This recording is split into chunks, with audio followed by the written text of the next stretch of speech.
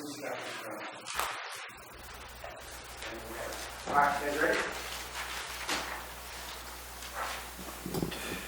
afternoon. Welcome back to the Board of Supervisors meeting for July 31st. We are discussing the general plan update. We are moving on to element number 7, the noise element. Mr. Maurer. Thank you. So yes, noise, one of the mandated elements of the general plan. A lot of technical detail in the introductory discussion. The commission had a lot of concerns about that. We went back and revised that based on our noise consultant's input on the language. The commission did not have a lot of changes to this from what was initially released. And I don't really have any additional changes or comments on this. Turn it back over to you. Thank you. Board members, are there items that you would like to take up? Supervisor Mills? Page N9. I'm sorry, say again. Page N9, and it's N.1.14. It's the additional change there. In 1.4? Right. What is the, what are you It's suggesting? the vibration shall not exceed In 1.4? N1.14, Thank you. at the very bottom. Sorry. It's the last one On page 10, on page 9. 1.14. Yeah. Right. Is there anybody who wants to take that up? Supervisor Stopper? Rereading it just to make sure that I have the same understanding. My feeling is it's too specific, and to change it to a more general statement. There are other ways around this and still complying with state code, and I'm just wanting to not put our staff or anybody who's doing construction work into a corner where they have to have the type of equipment necessary to keep that kind of measurement in the mix. Supervisor Toffenelli, do you want to take this up or no? Yes or no? I'm on here what Supervisor Mills wants to present. Okay. Supervisor Stopper? Yes. Supervisor Callaway? Hope that's 3. So, shall we go on the record anyway? I'm a no. No? Okay. I'll listen. Oh, well, listen, I just don't want to make changes. Well, we're going to listen to it no matter what. So it's easy Yeah, what are you jump going to in. do? Jump over there. Supervisor Mills, you have another one? No, that's it, thank you. Thank you. Does anybody else have an item? Seeing none, I'll go to public comment. Are there comments on a noise element? Diane said just a moment. I'll ask one more time. Is there comments on the noise element? Okay, great. Bring it back to the board. Supervisor Mills, you had some questions and some Thank you. thoughts on it? I guess the first question to Peter or to staff would be, what drove this particular section to be added? And would there be another way that we could do this without having to require on-site measurement and equipment and subcontractors to keep in compliance, et cetera? Is there another way we could do this if the state's requiring something without having to get to the very specifics of this particular section? So this was a mitigation measure identified in the EIR, which is why it was added to the plan. I'd like to defer to my colleague Rod from Rainey, who's much more aware of the specifics of those kinds of things. So I'll take a moment, we'll pass the mic over that way.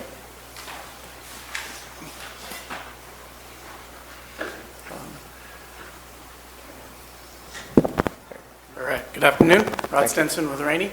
Yeah, that measurement was derived from what Caltrans typically uses to identify any potential for impacts from vibration to historical or weakened structures. So that's where it came from. Is there another way that on-site that could be done without actually having to put it into this parameter? Yeah, I mean, there's potentially a requirement to have whatever potential building might be close enough to have an impact would be visually surveyed prior to construction, and then have a monitor, and if there's damage seen on the building, they would stop construction, and you would do corrective measures at that point. That's the only other thing I've really seen as to, to mitigate impacts to historical buildings if there's So- strong vibration going on. Rod, we could actually add in something here to state, or have a monitoring process during and after construction, before, during, and after construction. Right, if strong vibration to this extent is anticipated. Correct. And then there wouldn't be a need to actually get down to the detail. It's listed here.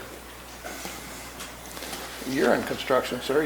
Yeah, but I think you're using the wrong words. This only applies during the course of construction when they're using this equipment, Right. not during the whole construction period. Correct. So I don't see anything wrong with it now that I read it completely and gone over it in my mind. I think it's not anything different than what's being done elsewhere. So, So, I mean, I wouldn't be opposed to adding the verbiage that but during construction, this should be specific, saying during the use of this equipment. During construction, During- a monitoring alternative. But it's also just for historical or sensitive Right. buildings. Correct. True, it's a rarity. So it just sets, I mean, I've never known it to be an issue in Calaveras yet. Murphy's, it's coming. Well, so, Mr. Rizzo, do you have a proposal you want the board to consider? Proposal would be that to also include something about an option of monitoring during the construction phase. And but what difference is that than what's here now? So the monitoring is already required by the last sentence in that provision. If the concern is, as I understand it, Supervisor Mills, that specific standard is a concern that if somehow you need to use certain amount of equipment to get the compaction rate that you are required to for good engineering, that might not be possible. That very specific 0.2, whatever, I guess inches per second, ppb, whatever that might mean. That may not be possible to attain that, and the alternative would be that you monitor the structure to make sure that any exceedance of that threshold doesn't damage the structure. Because in undergrounding, we were absolutely required to get to 92 to 95% native. And that by itself, there were times when I was in projects where we would exceed that, simply we had to get to that compaction rate that they were looking for. So I just want to be sure we don't create something here that's insurmountable. So is there specific, or you good with it? I would defer to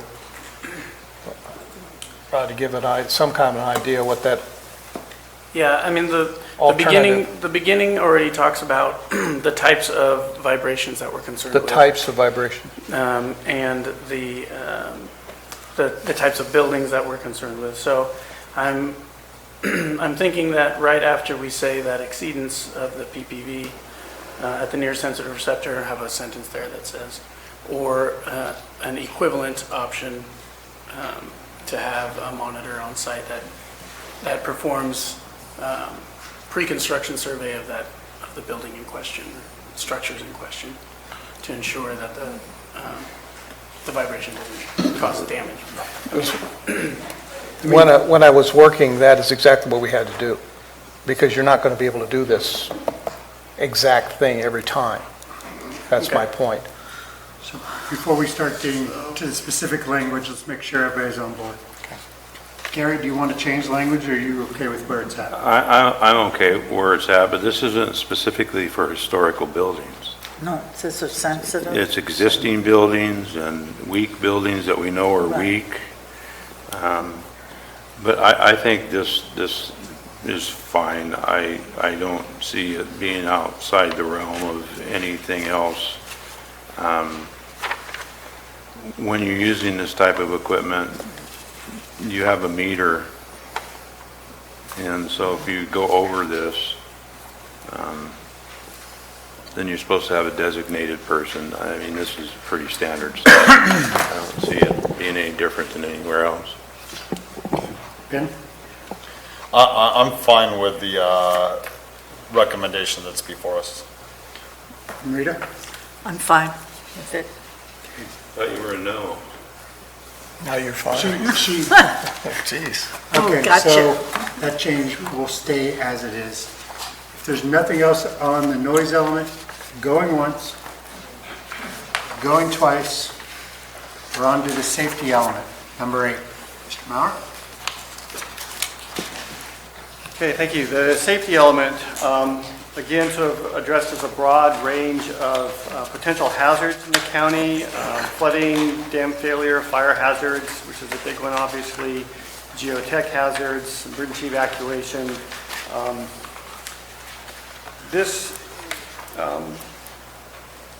We had a lot of input on this from a variety of different state agencies that have reviewed this, particularly as it comes to fire prevention requirements. CAL FIRE reviewed this, had a lot of comments in the early drafts. Those were incorporated. The only thing I would like to change is on page S21.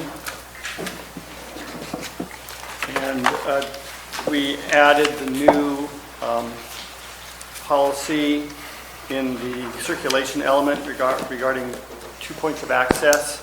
And we would just like to add the reference to the policy that is implemented would be C 1.16. Which section would you want it in? S3? S3W, I'm sorry.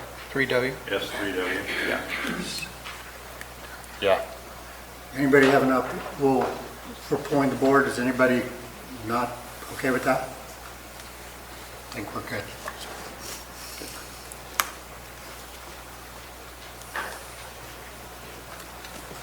All right. Items. Marita, your microphone, no? Yes. Yes. On S5, Mr. Mauer, wildland fire, What page are you on? That's S5. That's fine, I'm sorry. I can't, oh, the SRA doesn't exist anymore, does it? Yes, it does. Oh, yes. Are we still referred to as SRA areas? Yeah. Even Yes, though we're we're in not paying the tax? Fire tax? The I'm state not- responsibility area, all but the City of Angels Camp, and I believe a small portion of San Andreas. But Governor Brown made a switch, and we're not paying the SRA fee anymore? The fee that was collected is unrelated to the fact that we have. We're the state still in responsibility. SRA? Yes, definitely. Oh, okay. Thank you. Mr. Stopper, Dennis, I'll come to you next. Thanks. Dennis, you got it now. All right. Oh, I got it now? I thought Dennis had an idea. I would be asking whether or not there should be power safety shutoff in this element. It's a new item that's kind of popped into our radar screen post everything that's been done.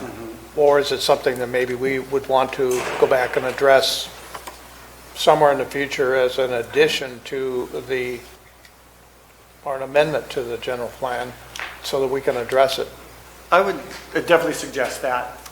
We can always add things to the plan later, and rather than delay adoption of the plan to add a new provision, this would be something as we work towards that. It's not a requirement under state law to include it in the general plan, so it doesn't have to be. We certainly can do that if we want, but at this juncture, I think it'd be better if we add it at a later date once we have a better understanding of what's going to be required of that. I just need to bring it into discussion. I think it needs to be I added. mean, it won't somewhere. prohibit us from addressing the issue. It No, just- no. On page S4 about the dam failure inundation maps, I know full well that all of the dams in Calaveras County have been subject to a revision of their inundation maps within the last 12 months. And where those inundation zones are going to play a great role in some of the other future discussion I have here. On page S5, and regarding wildland fire, this is the second paragraph. It says at the end, the 2015 LHMP did not provide similar data, but other homes lost in the Butte fire. Significant changes have not occurred in regards to fire zones or how we deal with fire, wildland fire. I think that significant changes have occurred since 2015. The amount of work that's being done in our county in fuel reduction work and developing fuel breaks around all of our metropolitan centers means that we have done a great deal of work post Butte fire, including the addition of all of the emergency evacuation plans that we're putting together that are recent, and our evacuation program that you can now get on your phone. So I almost feel like that's not quite the correct statement. I would be asking for some type of a change to that. On page S6, this is soil related, and down there in that soil related hazards area right at the very bottom, therefore subsidence is considered unlikely to occur in Calaveras County. I generally would disagree with the amount of subsidence that we had in the 2019 storms, spring storms, as well as Highway 26 being closed for an extended period of time. That subsidence, soil-related subsidence, is a potential hazard, and we've had enough evidence of it occurring over the last 4 or 5 years to say it is likely to occur, not unlikely. I think when we address subsidence here, we're talking about just sort of the, like in the valley with Depletion of the depletion of the water table. elevation. Yeah, as opposed to landslide and slipping. We'll go through all this. Yeah, We'll yeah, decide thank what you. we're going to take on. Thank you. On page S11, this is S2.4 about the dam inundation, dam failure inundation zone. Is one I'd like to speak to. What was the number, sorry, Dennis? S2.4. On page S12, S3.6. This has to do with fire impact fees. Did you have something you want to take on S2.4? 2.4, yes, because the inclusion of the inundation maps is created for each dam structure. It says shall be used in determining boundaries. If this statement eliminates all new high occupancy structures within the Copperopolis boundary, that means that we couldn't build a single high occupancy structure in Copperopolis. FEMA flood maps don't state the same thing, and can the basin be rebuilt if there should be some type of an inundation in the Copperopolis area or Murphy's or even in Valley Springs. Moving on to page S12, I'm not certain on S3.6. Sorry, you're writing as fast as you can. I'm doing the best I can, Dennis. I just realized what you were Catch doing, back. so thank you. I'm not certain how we would be able to update fire district impact fees, so just want to have a little discussion on that. S14. This would be S1B, level of service. It's not delineated and quantified. It's up to the providers. In the case of the ambulance contract, we do that at the county, but I don't know that we can obligate the county to tell independent districts how to run their business and who's going to pay for it and how we would establish that. I'll wait. You're writing. I've got it, go. Okay, S1D on that same page about water supply inventory. I'm not certain that we have the authority or the control over it. DWR, the federal and local agencies, specifically CCWD under section 31110 of the water code. Yeah, I do know that code. Have the control over water rights. The county has no water rights at present. So I'm not certain what that's all going to be. Page S16. And this is S3A, consistency with fire. Why aren't we just stating PRC 4290 or 91 instead of all this language? I'm not certain why we need to have that kind of a discussion at all. Page S17, S3F. We already have a fire safety committee formed in Calaveras County. We have a Foothill Fire Safe Council, works very similar to the Tuolumne County's Fire Safe Council. So I don't know why we'd want to form one when it's already formed. On page S21, this is S3T, about work with FEMA to have employees undergo CERT or NERT training. We already have 3 recognized CERT agencies in our county, in Copperopolis, Murphys, and West Point, and they are already recognized within the last 30 days with the state of California. So I don't even know why that needs to be there.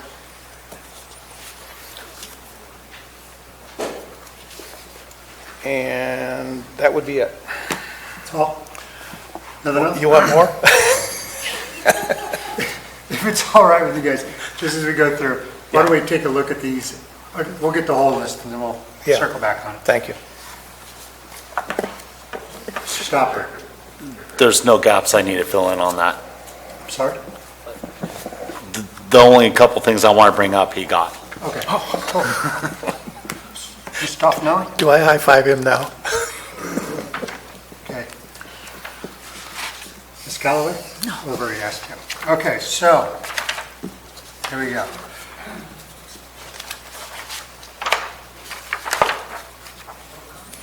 You want to do public comment first? Let's decide what we want to talk about, and then we got They public can comments that talk. are more specific Okay. and be more helpful. Thank you. Okay, the LH, what was the first one, Dennis? It's on the LHMP. You mentioned that. Oh, there we go. Page S5, Supervisor Mills is proposing changing that last sentence on the 2015 LHMP, that stating that there was significant change in the LHMP. Right. Peter, do you have any thoughts on that before we poll? Well, this was drafted, this language was probably drafted just shortly after the Butte fire. There hadn't been many changes since then. You're absolutely right that, subsequently in recent years, we've done a lot. I don't know whether it's necessary to try to identify what those changes have been, or we just strike that sentence. I wouldn't strike the sentence. All I would just simply say is take the word "not" out. Just significant changes have occurred. Leave it at that. I'm just asking for a strike of the Okay, word so I "not." think that, so you do want to just take the 2015 LHMP update did provide similar data, but on the home. Yes, I'm willing to work on that. It would be the not have not occurred at the very end of that sentence, not the first not, but the second not. Okay, so just take out the have not occurred. Is that what you're proposing, Supervisor Mills? Not have, just not. Just the "not." Fire, significant changes have occurred. Is there any objection to that? Is there any issues we'd be facing by doing that? Okay, so that one stays on. S6, subsidence is likely, subsidence. Does anybody want to take that on? Supervisor Callaway? No. Supervisor Stauber? No. Supervisor Toffenelli? No. Okay, so Dennis? S11 is the next one.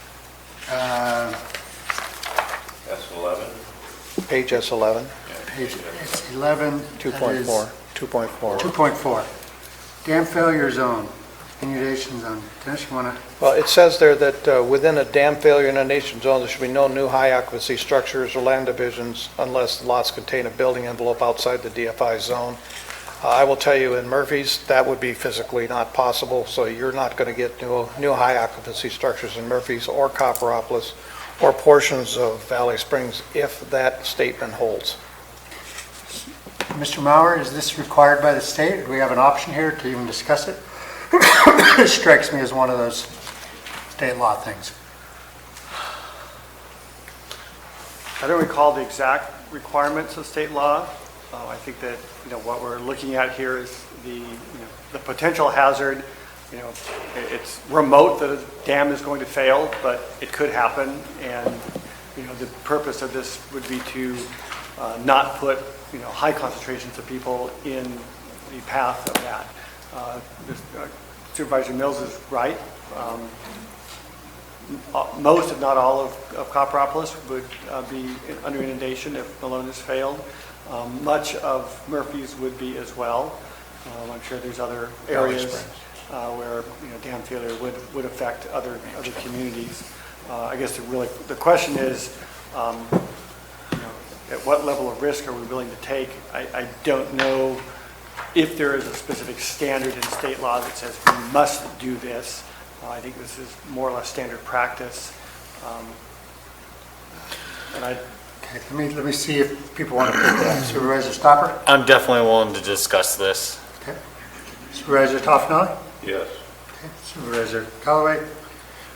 We're going to talk about it anyways, as we jump on. Okay. We're on Still board. say no? Okay, we'll discuss that after public comment. Okay, S3.6, Yes, page this is on S12. S12. Yes. Support the review and update of fire district impact fees to adequately fund minimum levels of service. We're stepping into the realm of independent districts and their responsibility to their taxpayers in developing what those levels of service and staffing are. We don't fund their staffing. We don't deal with their levels of service other than for the ambulance providers. So I just would say this is left to independent districts under state code. I just, We do Fund them. review yes. their impact fees, and it goes through county council's office for review. So we are part of that system, even though they are individual districts, they're still tied to the county and tied through our review. And as a matter of fact, it has to come before this board for approval, which recently one did. I think the first So- word says it all, support the review. So, taking it up, see a poll? No. No. No. All right. 36, no. Next one is page S4, excuse me, I think you had another one, No, that was it. Okay. S14. S14, 1B. S1B, level of service. This has to do with establishing minimum level of service thresholds for fire protection. I understand that we do it for ambulance services and EMS and other related providers. We do that. But to provide service to new development, I guess I'm concerned about establishing whether we have that capacity to, or whether or not we leave independent districts to determine their own, because, for instance, Abbott's Pass's level of service and what they're capable of doing is very different than Murphy's or Copperopolis or Central Fire. So if we establish minimum level of service thresholds for fire protection and thinking of it as an Abbott's Pass level, you're never going to get that level of service in Central Fire. So I'm very concerned that we would want to step into their territory with that.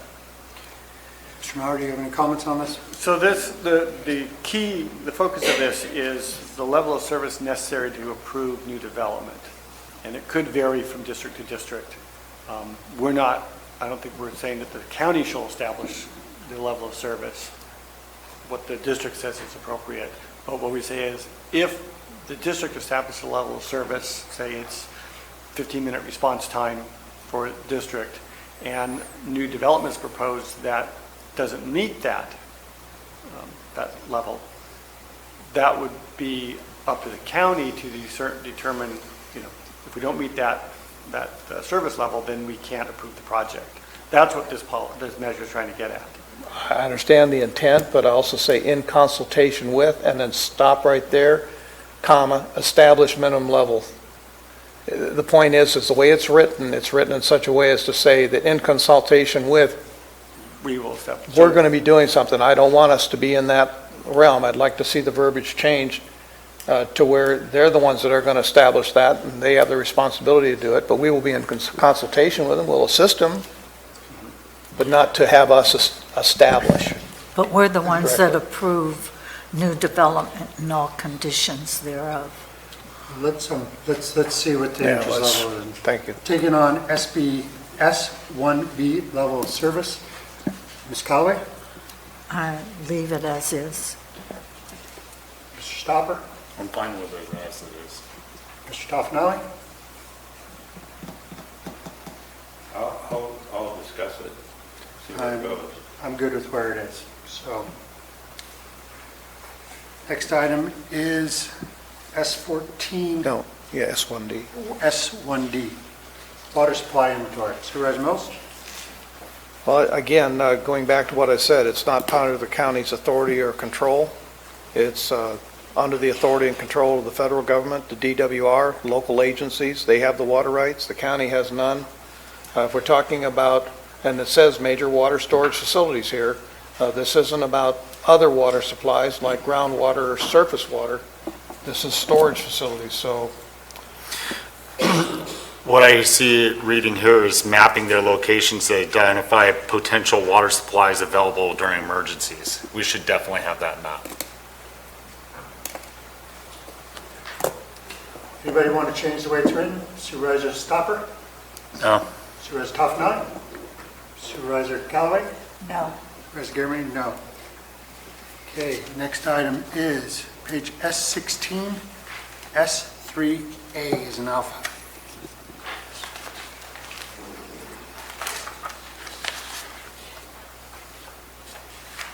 S16. again, this is the one where I said that why aren't we just stating PRC 4290 here?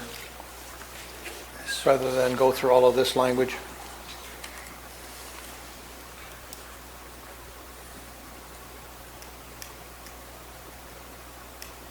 Supervisor Mauer, you have any comments on S3A?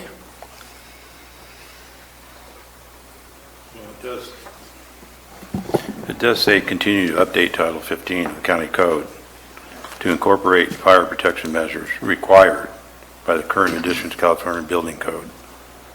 So that verbiage, I think, is needed, that we continue to update our Title 15.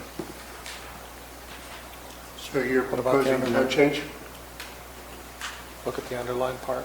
Yeah, I should consider applying wildlife fire safety. I mean, I'll entertain discussion, but the core of this, I think, is there with Title 15, continue to update our county code. Supervisor Stopper, you want to talk about this? You're Sure. good with where it's at. We'll talk about it? No. You are a no. Okay, so we'll talk about S3A. Next one is S17, S3F. Fire Safety Committee. Supervisor Mills? My point is we already have a fire safety committee within Calaveras County. It's just, and it does incorporate all of the agencies, SPI, we have federal, we have CAL FIRE, we have local fire agencies, we have foresters. It's just it's the entire range of people who are involved. So I would strongly recommend that we already have formed one and not to put this additional committee on our backs to deal with. Mr. Mauer, you have any comments on this item? So these were changes that were made by the Planning Commission. Maybe we just change form to support or coordinate with, not coordinate, cooperate with. I have no problem with that. I just don't want to form another committee.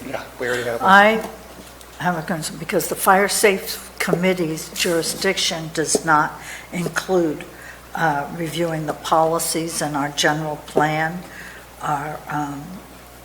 They might be involved in the hazard mitigation plan, and they're not involved in the Calaveras County Code. So that's not the jurisdiction of the Fire Safe Committee. They serve a wonderful purpose, but it's different than what I see as the Fire Safe Committee being maybe an on-again, off-again committee based on what it is that we're reviewing. We do not send our general plan to the Fire Safe Committee to comment on. Would you like to bring this up, or are you, I don't want to touch it. don't leave it as it is? Yeah. Supervisor Stopper? I'm willing to look at this and change it slightly. I think because it says here to review the effectiveness of what we're doing. Okay. So I would like the professionals' view on it. Okay, that's 3. Supervisor Toffenali? Yeah, I'm willing to talk about it. I'm not sure what the intent of this fire safety committee forming is. Is this going to be a board committee? Is it going to require one or two board members to be on it? Is it count? I mean, it's not very clear exactly what we're forming and doing. I mean, you can read what it expects to be done, but how do we get to that point where we have a committee that we agree on to do this? So I think we should have a discussion on it. Okay. So we'll talk about that. S20, page S20, item S3T is in Tango.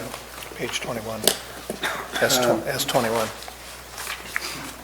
You want to talk about S3T, right? Oh, you got it on 20 on yours. I'm sorry. It's S3T, Community Emergency Response Team, Neighborhood Emergency Response Team. Supervisor Mills, what do you have in mind?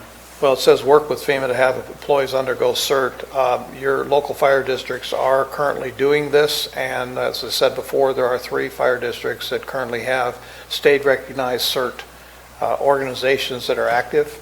So I'm not certain where this all fits in. Maybe we could ask our OES director what he feels, after public comment, what he feels about this.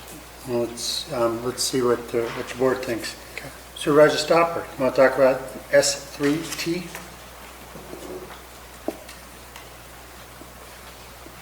Sure.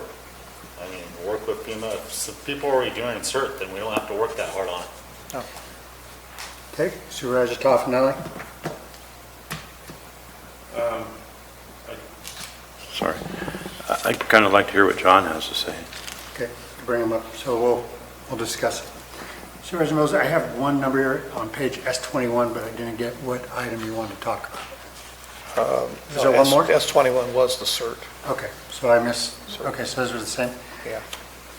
Okay, I had one I wanted to put up, but I forgot to do it while I was writing down so fast. He's going to say no. No, this one's easy. This one's easy. This is on page S15, underground utilities. And this might be a little picky, but it says on item S-1H, it says where feasible, encourage the establishment of underground utilities. It's sort of a double wobble, where feasible, and then we encourage. I was hoping that we could say where it's feasible, because that takes into account cost and other items require the establishment of underground utilities. I'm willing to discuss it. Want to discuss it? Yeah. No. All right, Marita says no. Thank you, Marita. You're the resident no, is that Did it? you want to know why I said? Did we discuss it? There's a song my kids have. The answer is no. She's Let's no, go to public comment. What we will be discussing as a board when we come back is the S24, S3A, S3F, S3T, and S1H. Public comment is now open.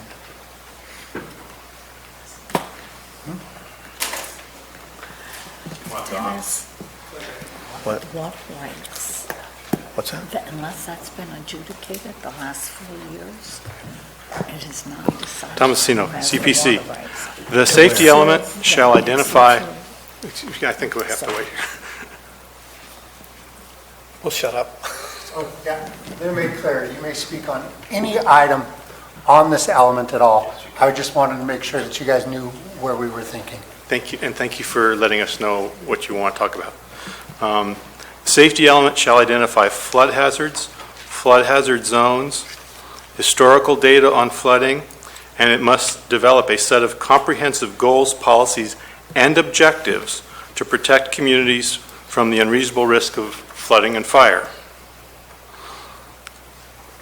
The following maps and data required by the government code to be in the general plan are relegated to the technical background report that is not part of the general plan, can be amended at any time without public input, despite the past difficulties with accuracy of information in the draft baseline report from 2008 and the draft background report from 2014. And according to the planning director's testimony at the Planning Commission, the document is a one-time snapshot of data that will not be maintained in an updated state. Those include the historical flood data on repetitive losses of properties, flood hazard zone maps showing the location of essential public facilities, existing structures, roads, and utilities. In addition, the general plan update contains goals and policies, but no objectives to protect communities from the unreasonable risk of flooding. So my question is, why is that information not in the general plan? Why are we going to allow it to be updated without public input, given the fact that we've had problems with it being accurate in the past? In fact, I was at a planning commission meeting before Supervisor Mills was supervisor, and he was going through the background report with the planning commission, going, with his vast knowledge of CCWD, saying, this data is not current. That's the reason we have this information in a general plan, so it's updated in a public forum so that people can correct it if there's a mistake. Thank you.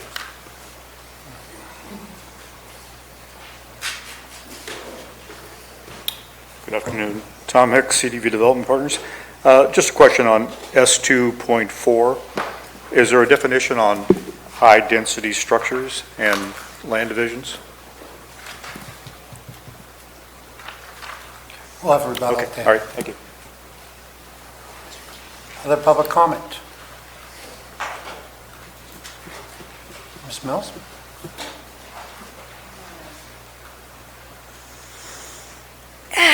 Okay. My name is Vicki Mills. Somebody was going too fast, so I couldn't write down all the things he was talking about. But one thing on the Fire Safety Committee, since our Foothill Fire Safety Council does some of this, not all of it, as Marita pointed out, I could see having a committee at the county level doing the general plan, local hazardous mitigation plan, although Fire Safety Council does get into that, and the county code. To do anything more than that would be redundancy, and I'm sure the Fire Safety Council would love to have a county representative at every one of their meetings. Other than you. You don't count. Now, as far as staffing levels, considering that most of our fire districts, our special districts, are nothing but volunteers, they're lucky to have paid chiefs, let alone a full paid staff. Trying to say that they need to maintain a certain level of response just is, it's undoable. There are times that you will only get 1 or 2 people because everybody else is at work, because we're all volunteers, because we cannot afford to have paid staff. So to say that they have to be at a certain level is saying, okay, if they can't maintain that level, there will be no development in their place. No development in Copper. No development in Vallecito. No development in Murphy's. That's what you're saying, and that is wrong. And it's putting our fire districts behind the 8 ball. Thank you. Thank you. Ms. Gordo? How many speakers do I have next? Okay.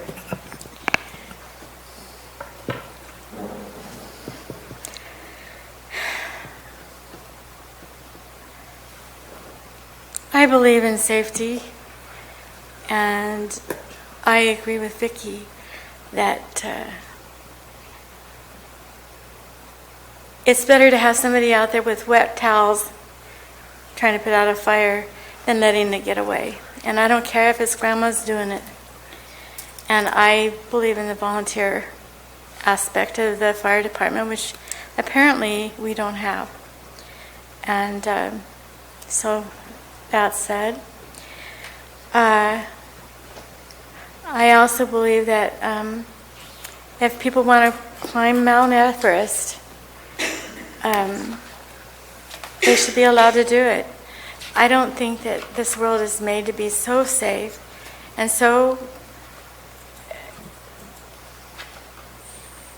jerry-rigged to make it impossible to breathe. Thank you. Ms. Worcester?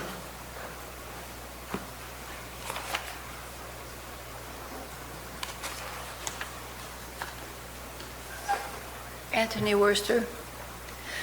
My concern is regarding fire safety and I guess flood safety too. My concern is what one of the unfortunate parts of the general plan,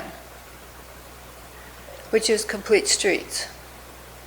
Complete streets is a federal concept, came from federal highways, and that was to get all of us ready on any street, any road, including the state highways with a 55-mile-per-hour speed limit, to accommodate bicyclists and pedestrians. To do that, unfortunately, federal highways pushed Caltrans and pushed, I guess, all the state highways in the United States to follow this. Well, if you're a traffic engineer, you might know better. And I'm not a traffic engineer, but I worked with traffic engineers for over 20 years. You don't want to make the road more narrow. If you have a 4-lane highway, you want to leave it 4 lanes. You want a good LOS, and the main thing of the LOS, if you go look it up, in AASHTO, you will find that the number one part of that is speed. You want to be able to speed away from the fire. You do not want to do what happened in Paradise, where they took a 4-lane road and changed it to 2 through lanes, 1 combined right and left, and parking. People died in their cars because of that. And if you don't believe me, you can go online, you can Google it, and you will find it. You will see the picture of the before, the 4 lanes, and the after of the 2 lanes. So that is my main concern. I was here during the Butte fire. I did have to evacuate. I'm very lucky. My house didn't burn.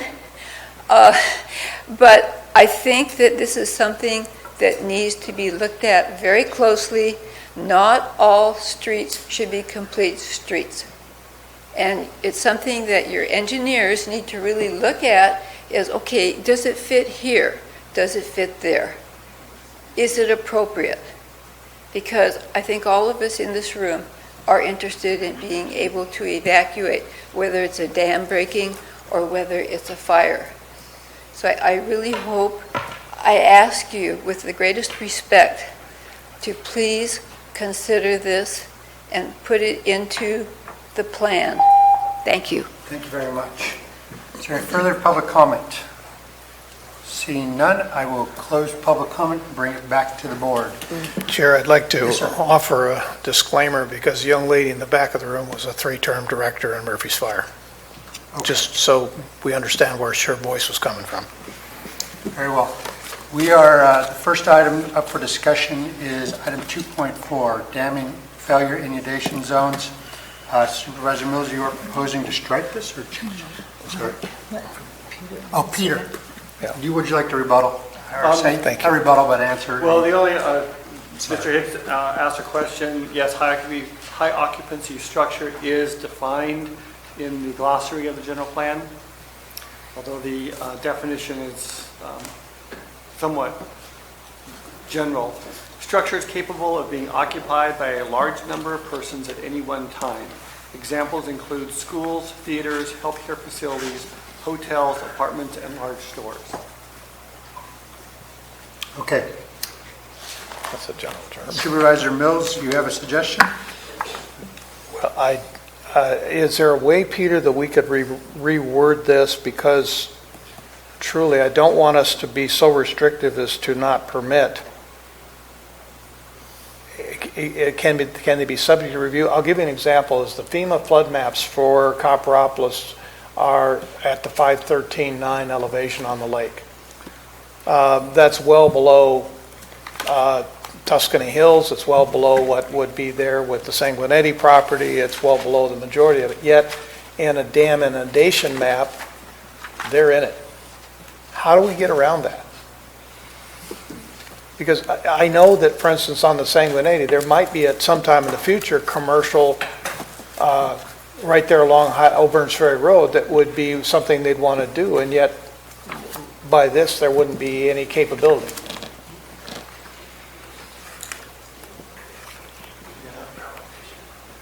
I guess it's dependent on what level of risk the county is willing to provide or not provide. I understand it's a sticky wicket, but at the same time, is there a way that, because this dam inundation zone that they talked about here just recently is a whole new procedure as a result of Oroville, which wasn't even discussed at the time that this was all put together. Yes. So we're kind of in a new territory in how we want to respond to providing high-density structures in potential zones. Is something that we would want to review on a case-by-case basis and accept the risk on a case-by-case basis? I think it's probably the best course of action if that's the direction the board wants to take. Right now it says there shall be no, it's a prohibition. And we could say minimize or. Generally, those are Generally, those are like, for a hotel instance, they want to be near a river, and there's generally a dam upriver, and they are in an inundation zone. So I think a case-by-case basis may be the best idea.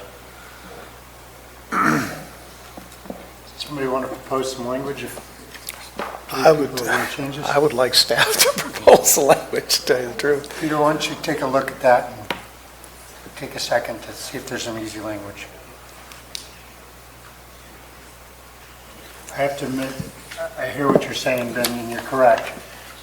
I hate to be the supervisor that approved a high-density building and got wiped out. Sir, I go out with the Department of Dam Safety once a year to the dams, and I mean, if we look at the inundation zones throughout Calaveras County, they're more than what you think, just because of smaller ponds and lakes. I believe And we would be tying our hands throughout the county.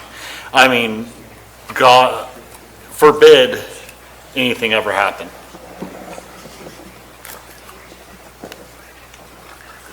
Well, we made mistakes in block antenna and letting You know what? people build. And If we No, take, not me. if we take a 5-minute break, Yeah, let's, Peter, we're going to take a 5-minute break. Peter, you could come up with some language and we'll. Don't stand up. You're talking about a flood. 5 minutes, so. flood zones, Yes. but and then we made those This is true. mistakes. 5 minutes doesn't go far, folks. I understand.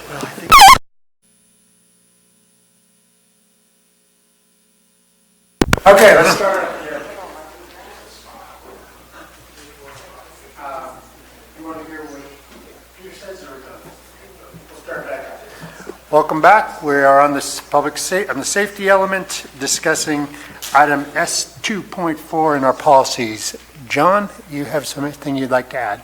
Actually, we worked during the break, so Okay. he has some language that he would like to propose. Peter, tell us the solution. So, yes, try to explain about the size.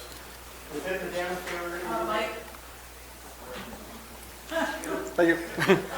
Within the dam failure inundation zone, development of new high occupancy structures or land divisions shall be designed to minimize risk to the public and mitigate risk from flood inundation.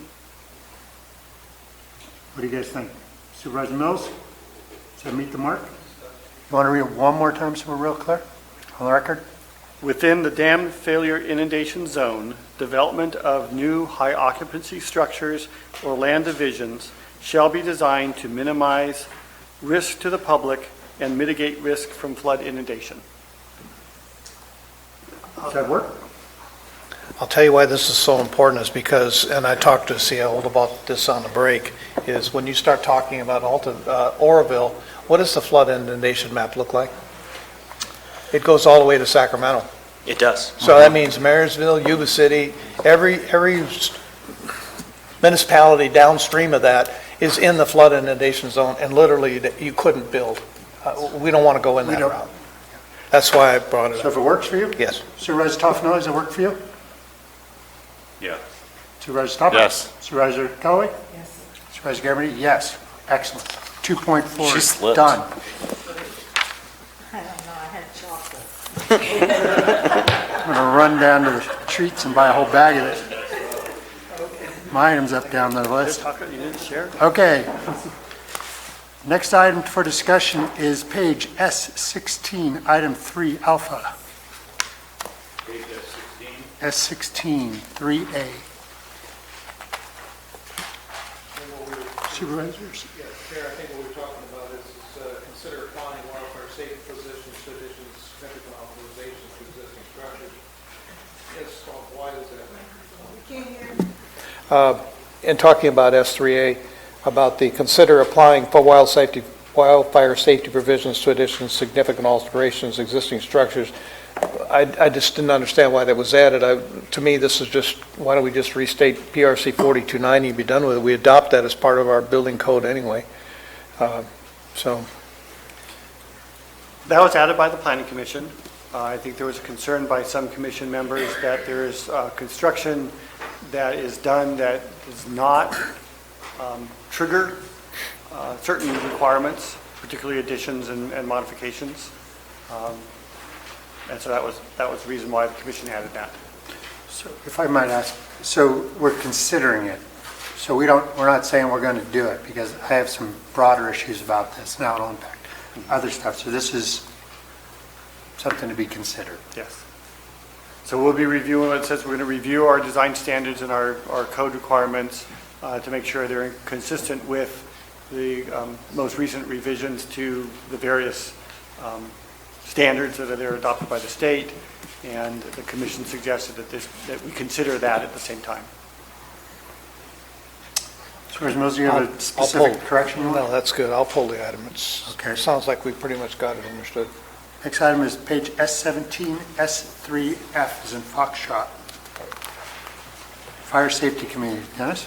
Well, this is talking about what is it that the Foothill Fire Safe Council currently does, what is it that they might want to take on, or would they be overwhelmed? And I did appreciate the suggestion that possibly, a fire safety committee formed within the county personnel themselves, because I know that you do currently do that right now.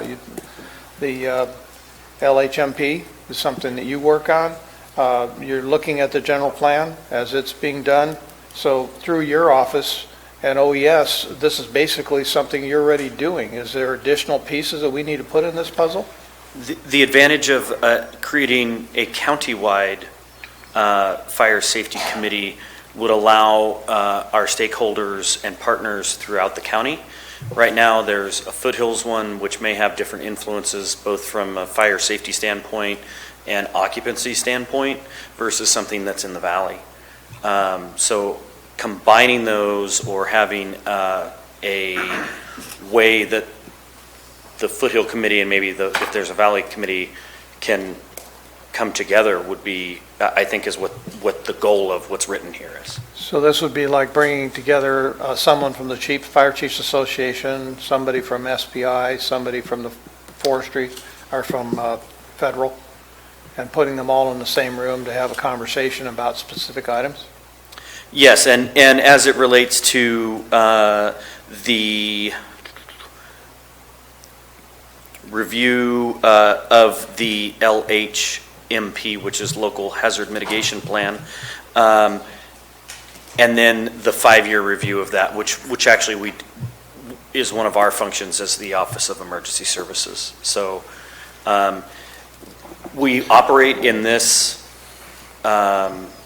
manner where we reach out to the stakeholders throughout and do that. So My point is, I'm just hoping we're not duplicating effort here. right, and so if we wanted, if the board so desired, we could work on some wording to involve my office, which does this. That's the county personnel would be your office. Right. You're the facilitator for this type of situation. Yes, sir. And actually name as a facilitator. Yeah, I think, The I Office think of that, Emergency that encompasses it there. If anything, to add, the OES director is the facilitator for this committee, and he could direct the, all the stakeholders and such. I was going to suggest that we add building and OES to the responsible entities at the bottom. Absolutely. It says appropriate county personnel, obviously John's that person, so don't know that we need to specifically say that at this point in time, but. I think we're good with that, personally. I would be Yeah. good with Let it. me, I'm good. so we're good with leaving it as it stands? No, it's to add in OES as a director, as a facilitator. And building, think- and other departments as needed. Well, I think just adding in front of planning department under responsible entities, the OES. But isn't And building. OES under the admin department? It is, but maybe in this case, it's probably worthwhile to specifically lay out Spell it out. where in admin that is. Unless Does that that's- work for everybody? Adding in OES, under responsible entities will be OES, planning department. And building, and building, And right? building too. And building. And maybe revise fire safety to local hazard mitigation planning, or the title. Fire is very narrow. Yeah, because that's very narrow when you talk I about think fire we could safety. be. This specific one's under fire hazards. Oh, okay, yeah, Yeah, so I can see so- that. That's a piece. Right. So this reference is a piece of what we do here. But you're more than welcome to talk about everything else with them.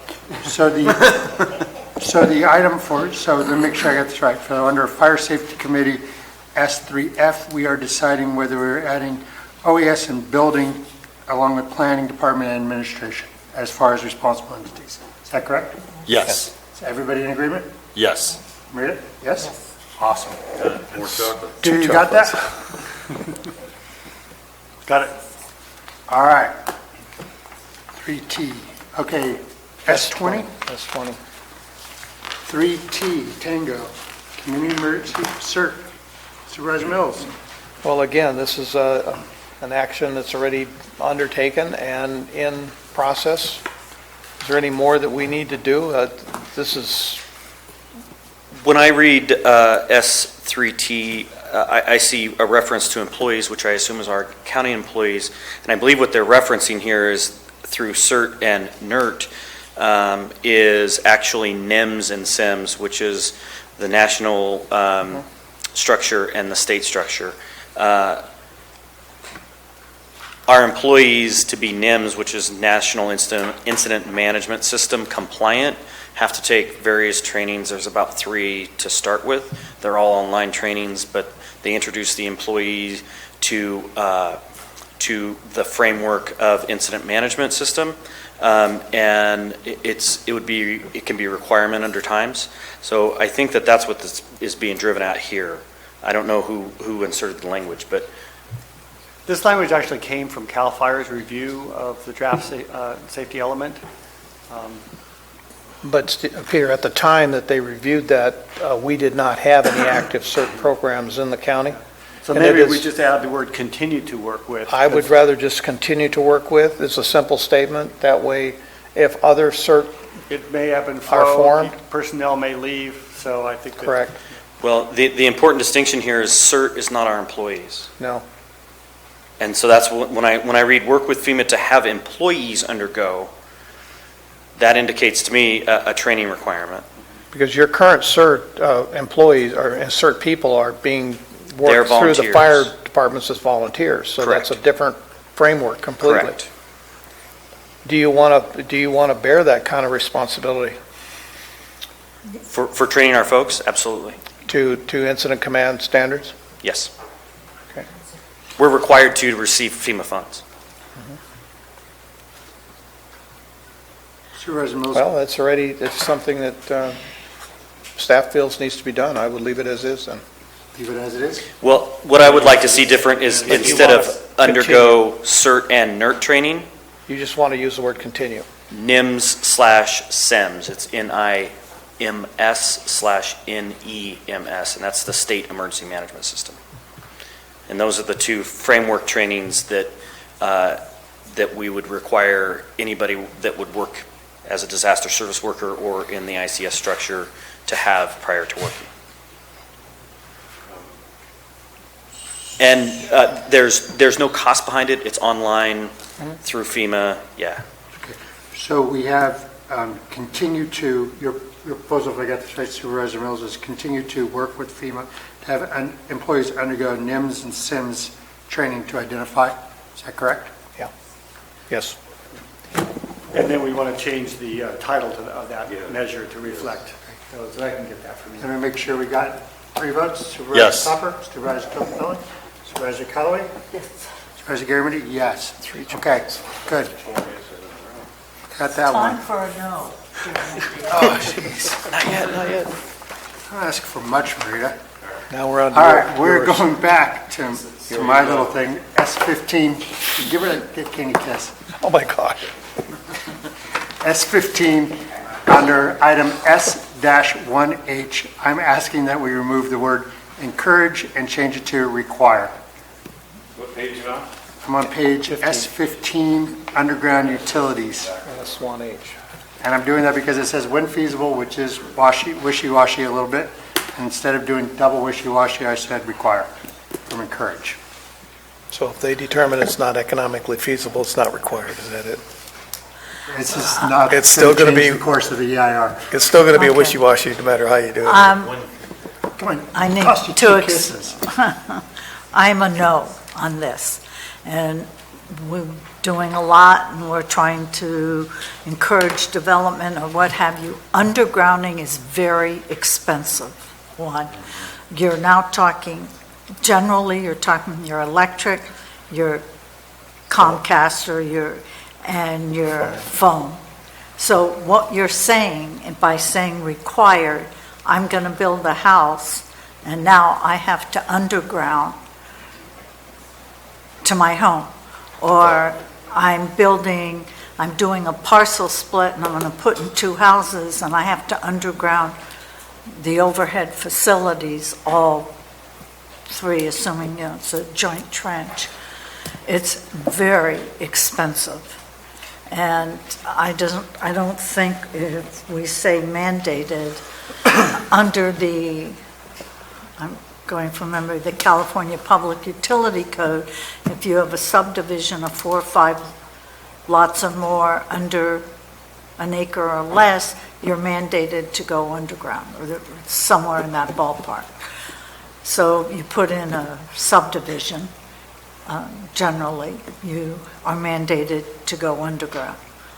But if you say and mandate the establishment, then you're talking about anybody who wants to build on a lot that's in an overhead area. And I think that's too expensive. I learned a lot about expenses after the Butte fire, and fires are expensive, and rebuilding and restringing is Correct. very expensive as well. So I think we're talking about hardening our communities. This is not going to change the course of the universe, but it's a statement that we want people to do that if they can. So, but what you're talking about is, since most of Calaveras is overhead, and you're talking about the service line from your distribution system to your house, so you're making the individual, and what you're really wanting is to underground your distribution system. And then, of course, it I think this place is going to goes, fill up with PG&E lobbyists. I'd probably try that. so I can't support that. Okay, let's go down the line. Supervisor Mills. City of Angels Camp downtown, it's all undergrounded. It was done about 15 years ago, 20 Under years my, ago. no, it was under my watch as PG&E You remember it. manager. Thanks. But it's underground. I'm in downtown Vallecito. I'm the only undergrounded residence in the town site. Yes, there is an additional expense, but to Supervisor Garamendi's point, the security that comes post is more than offsets the cost, if you want to look at it that way. So I would support. Supervisor Stopper. I got a question prior to making my decision. Is this for each individual house? Mr. Mauer, how would this be applied?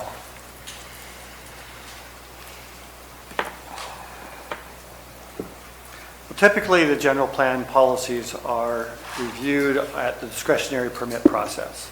We could have policies that specifically apply to all development, in which case we need to adopt an ordinance that, says that. So in this case, it'd probably be primarily for either public works projects or discretionary review. And it that could could, be, it says, where feasible, we could require it. So if we Right. get into the position where we as want long to as we could require- review an ordinance in the future and make that decision, I'm okay with that now. So, Mr. Mauer, I'm going to do a parcel split. So of course I So want part to of what serve, we so looked at it's then a would be the discretionary. feasibility of requiring underground service. It's feasible. There's no, it's the price tag to do that. I'm just going to do a Feasibility parcel. includes cost. The consideration of feasibility would include the cost. Well, Possible Who- means it's, who's to say what's feasible and cost? I meant, that would be the determination by the approving authority, whether it's the planning commission or the board of supervisors. so that means I don't have a lot of money and I want to give it to my kids and we want to build houses and et cetera, and it's going to cost $40,000.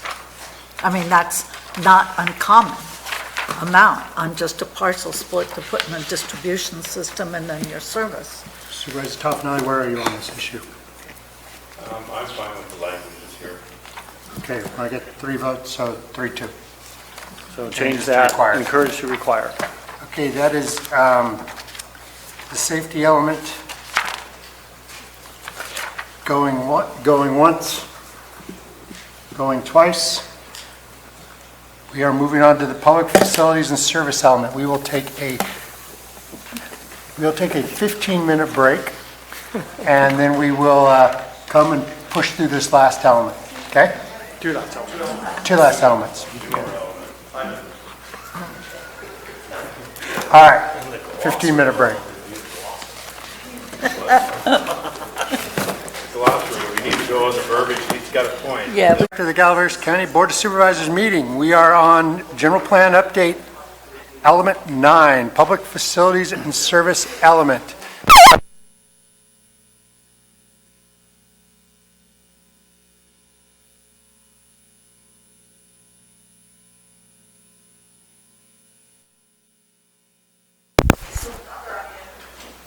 Okay. All right. Marita was worried, if these microphones were undergrounded, we would not have had them go out.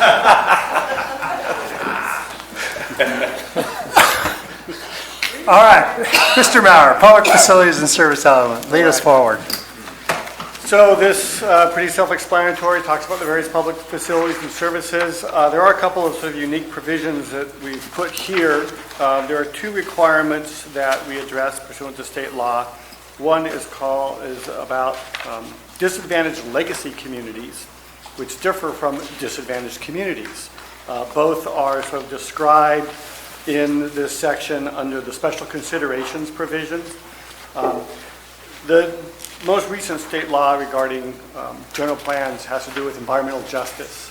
And we are required to do an environmental justice element or incorporate policies and discussion of environmental justice in another element of the general plan. And so that has been incorporated into this element. Fortunately for our community, we don't have any of the defined disadvantaged communities under the environmental justice provisions of state law. We do, however, have a number of legacy communities, older communities that meet certain criteria, and so that is addressed. And what it's really looking at is how do we provide services and infrastructure to these older communities that don't have that right now. So what this is really focusing on, why it's in this element, is that it's providing fire protection, providing water, providing sewer, those kinds of services. And so there are policy languages, policies and objective language that, or implementation language about those issues. As far as environmental justice, the only thing we really discovered through the analysis was that, and it really probably is not, it's probably obvious to anyone who has lived in the county for some time, is healthcare in this county. There are very few doctors, you have to drive a long way, and so we've added a couple policies about trying to promote better healthcare services in the community. There were just a couple of minor corrections that were brought to my attention earlier on page PF 21. Go back to the page.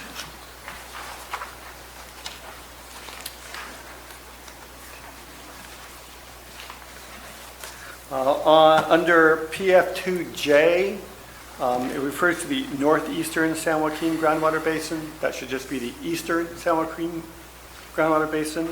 And similarly, under 2L, it just says the east San Joaquin. I guess that's supposed to be the eastern San Joaquin. So those two corrections we'd like to make. Is there any objection to those corrections? Okay. That's all I have. All right, we all know the drill. I'm going to start at the other end today.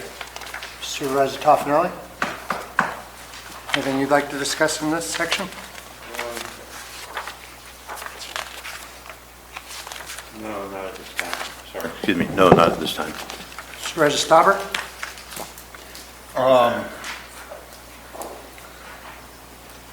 I was just at it and I lost it, but there's other spots. San Joaquin Eastern Water Groundwater Authority. It's called somewhere in here. It says Bank Authority, and I'm wondering if An autocorrect or something? right. No, it's here somewhere up farther. I'd have to go back and find it.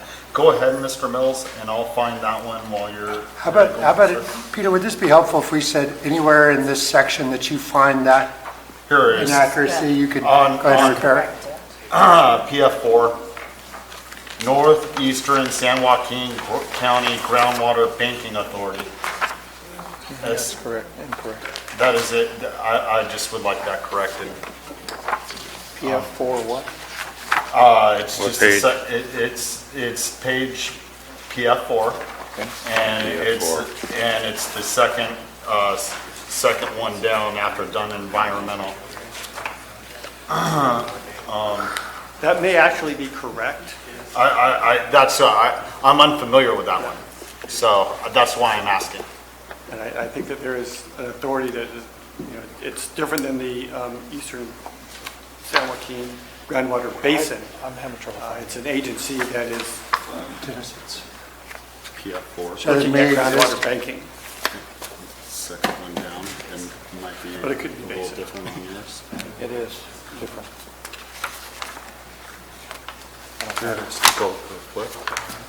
Unless there's someone that actually knows for sure whether it should be basin or banking, I can just research that and find out what is the appropriate, and give you the authority to correct it if necessary. Mr. Stopper?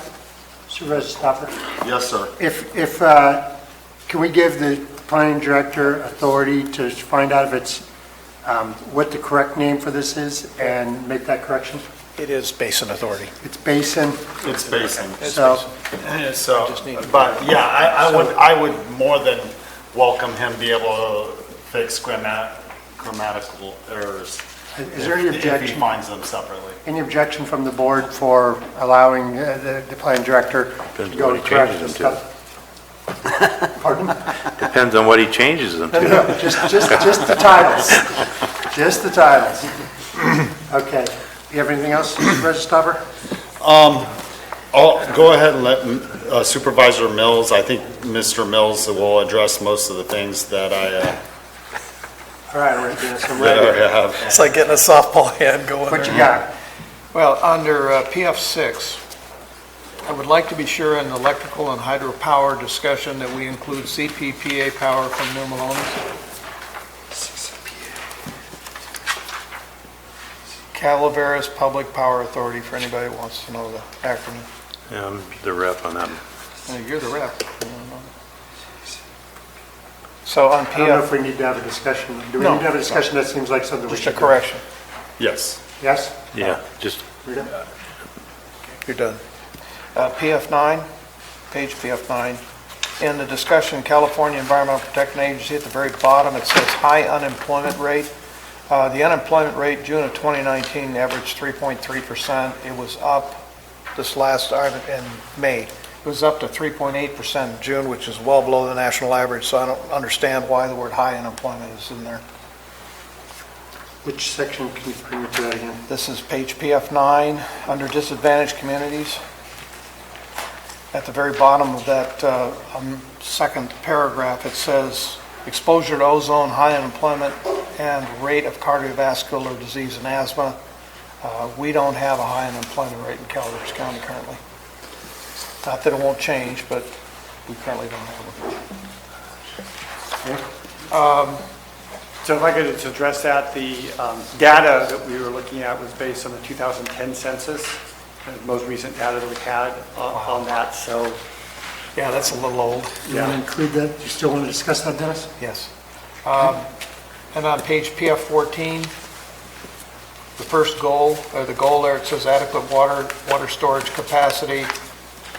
I'm sorry, I only know about fire flow. I don't know what firefighting water is. Special.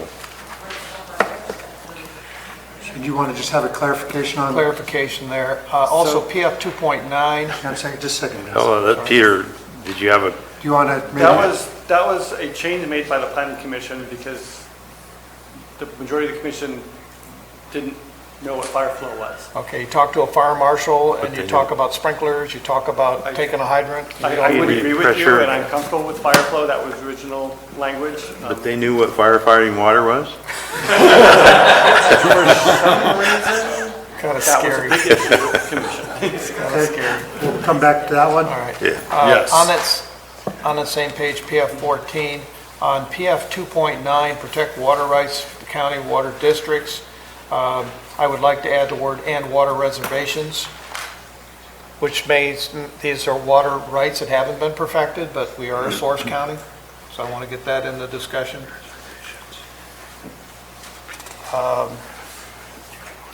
In policies on page PF 15, on PF 4.1, provide sufficient funding for law enforcement to improve service levels and response times. I'm very concerned if we should have a financial downturn, then what? We are locking ourselves in right there. I think there needs to be a little bit broader language. That's on 4.1 on page PF 15. Okay. Yeah, I got that. Okay.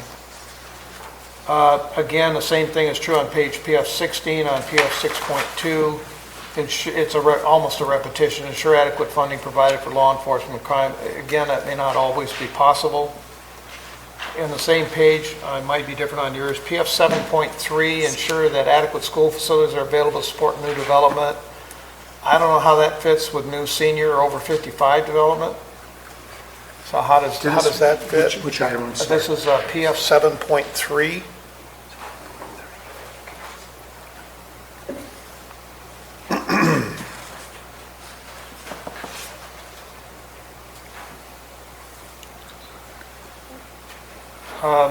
Here we are, we're going again on PF 18. That's kind of a repetition of level of service thresholds with special districts. I understand with county departments, but in consultation with us is a repetition of what we discussed before. Which item is This that? is PF 1A on page PF 18. I understand the need for cooperation with the City of Angels Camp, but they are an independent municipality. We don't really affect their decisions too much. And what happens in their sphere, yes, we have some control over that, and I'm glad to see that we are cooperating with them when it falls into their sphere, because they will eventually, over time, end up taking that. It says in the water and wastewater in PF 2A about to establish focused growth and service area boundaries. LAFCO is the only one to really establish boundaries in Calaveras County, so I don't know what this really is. I'd like to have a better explanation of it. And in PF 2C, about public water and sewer availability, the county doesn't write will serve letters. That's left to the water districts or sewer districts to supply. In PF 2E on page PF 20, establish a procedure standards to determine when entitlements requiring provision of adequate infrastructure may expire due to a prolonged delay of the project and incorporate a process for declaring entitlements expired. I am very concerned with that wording because that could potentially leave us with partially completed projects and partially completed infrastructure. That's 2E? 2E, PF 2E on page PF 20. On the next page, PF 21, this is PF 2H. Amend county code to recognize appropriate uses for reclaimed water. I would like to have a discussion about purple pipe. Having spent time in Southern California with Urban Ranch and Mesa and some of the other water districts down there, that is the way of choice for supplying water to toilets and irrigation. We got the corrections there. Again, on water rights on PF2K, this is cooperate with the agency to protect water rights. I would like to again add the word and water reservations. I am concerned about, on the next page, PF22 on PF2N. Review existing orders relating to mandatory connection. We do not currently require or are not mandating sewer connection to public sewer, so this is a new step for us. In PF3A, solar, wind, and other alternative energy, I would like to add in pump storage and low-head hydro. It's coming. Which measure was that? PF3A, 3A. to add in pump storage and low-head hydro.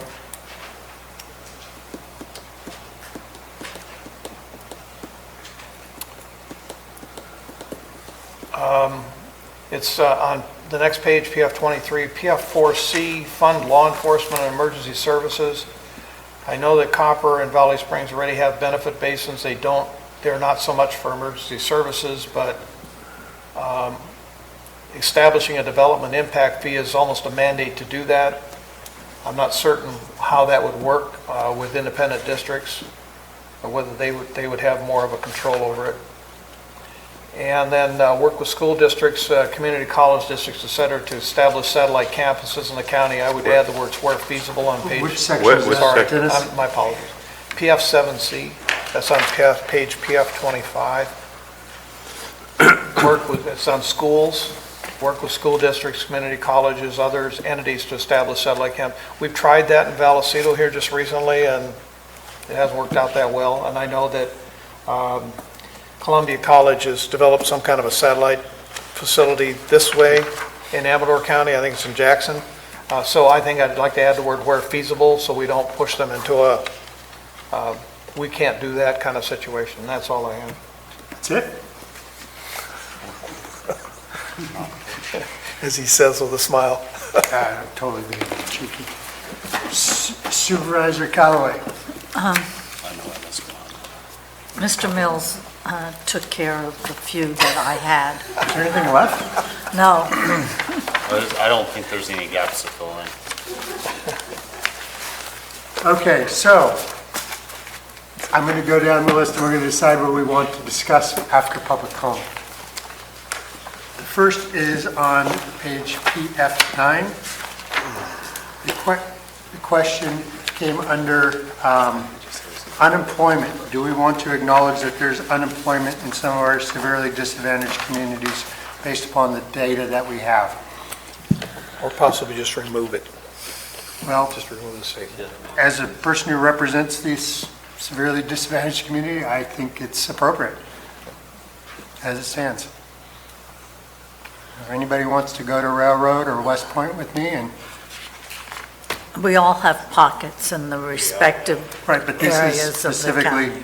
to the disadvantaged communities under EJ. Is there anybody who wants to bring this up? Supervisor Mills, yes. Supervisor Stopper? No? No? Supervisor Callaway? No, I'm really not clear what you're asking, Supervisor. Supervisor Mills, you want to explain what you're asking? Well, the statement is countywide that our unemployment rate is below the national average, and for us to, my apologies. The national, we at 3.3% in the month of May were significantly below the national average countywide. Yes, we have to acknowledge there are high unemployment pockets within the county, but this statement is almost a blanket statement, and conditions have changed over the last 4 or 5 years, and this was developed back, as Peter had said, back in 2010, so the data is quite old. Except that that can happen, it cycles, and instead of going back and forth, oh, I'm sorry, Ben. Maybe a Okay. solution would be just to add. We don't have 3 votes to Okay. discuss this. Thank you. PF 14, PF 2 alpha.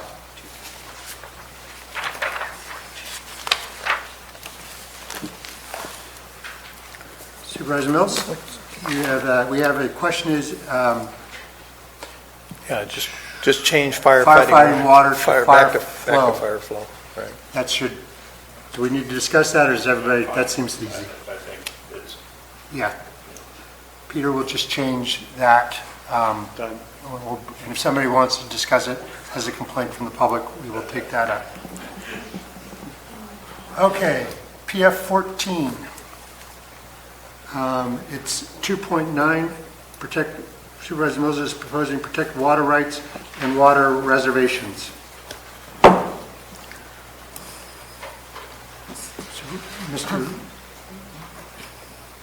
Mr. Mauer, is there a reason water reservations was left off? Not particularly. Probably was not something that we sort of considered the difference between the two. I'm happy with adding water reservations. Only water districts or water people know about water reservations, so. Yes. Supervisor Toffenali? yes. Supervisor Callaway? Yes. I'm okay with that as well. Yes. Okay, PF 15, PF 4.1, page 15, 4.1, provide sufficient funding for law enforcement to improve service levels and response times as a new development occurs.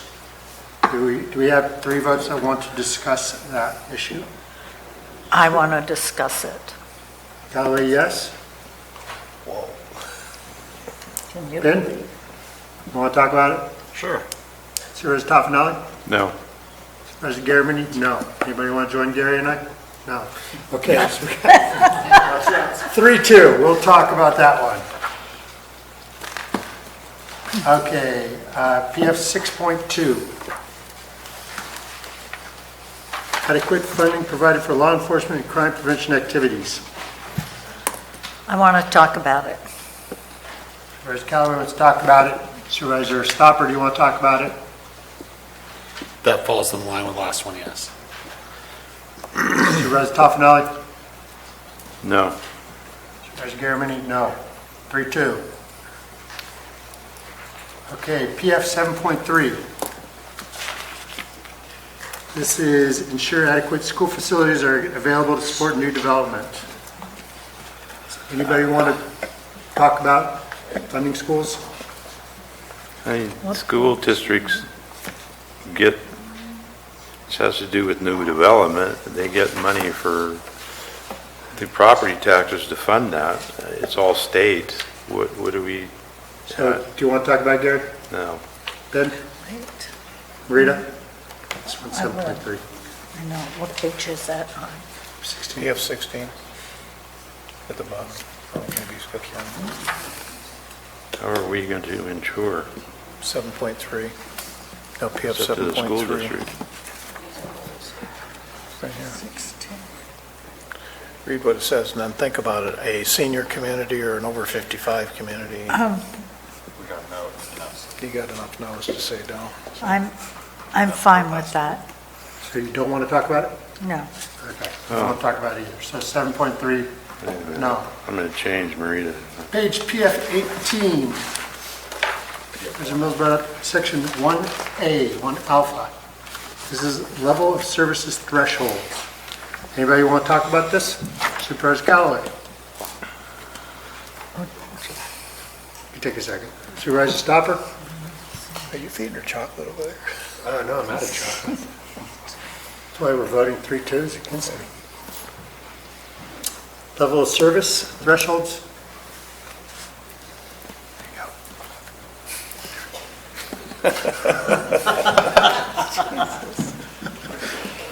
Tootsie Roll goes a long way. Supervisor Stopper, do you want to talk about No. PF 1A? No? Supervisor Toffenelli? I will. I'll say yes, simply because it says establish minimum levels of service thresholds for water and sewer. Well, in consultation with. In special- consultation with special, but still we'd be involved in establishing minimum level. So I'll talk about it, I think. Okay. Think about it for fire. Supervisor? Did we do 1C? Or did I miss you on that? We have not brought up 1C, no. We could circle back at the end if you'd like to talk about that. Or see if we, level of service threshold, I have Supervisor Mills, yes. Supervisor Stopper, no. Supervisor Toffenelli, yes. Supervisor Callaway, No. Supervisor Garamendi, no. PF 2A, LAFCO, define provider service boundaries. Supervisor Toffenelli, you want to talk about that? No. Supervisor Stopper? No.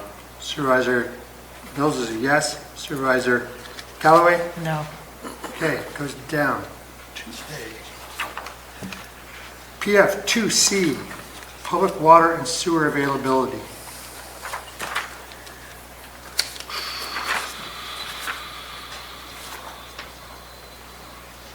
We got that word fire water in there. Mr. Garamendi, Yes, ma'am. on PF 1A, I want to change my support. I'd like to discuss that. Which one? PF 1A. PF we voted 1A, that down. page 18. It was a 3-2. I'll go over to the dark side. There's no dark sides Well- here. Well, then, since she's changing her vote, I'm going to change mine. Okay, so, no, are you serious? no. At least we can have fun with this, right? Okay, we are on PF 2C, public water sewer availability. Let's go down the list. Who wants to talk about public water and sewer availability? Supervisor Toffenelli? Yes. Supervisor Stopper? Yes. Supervisor Mills, yes. Supervisor Callaway? No. Supervisor Garamendi? No. So we'll talk about that one. We do need to change at least, though, the firefighting water. How about, can I make a suggestion that anything that says firefighting water, we change to fire flow? That was the last one. There's no I'll more. look for that. Okay. PF 2E, 2 Echo. Page PF 20, it's a prolonged project delay. Do we want to talk about that? Yes. Supervisor Stopper? Yes. Supervisor Toffenelli? Yes. Okay, it's on the list. Well, where's Mills and Garamendi? Mills proposed it. Doesn't matter, but no. You know, I'm old about 4-1. Okay, 2H, Purple pipe. purple pipe. Anybody want to talk purple pipe? Supervisor Callaway, Yes. Supervisor Stopper. Oh, I always want to talk about purple pipe. You know what it is. Supervisor Toffenelli. No. Germany, no. Okay, so that's a talk about that. 2K, water rights. Adding reservations. Adding the term "and reservations," is that your one point? I think we could probably do that. Is everybody okay with adding "and reservations"? Yes. Okay, we don't need to do that one. That's approved. Unless our minds change after public comment. 2N, November, connection to public sewer. Mandatory.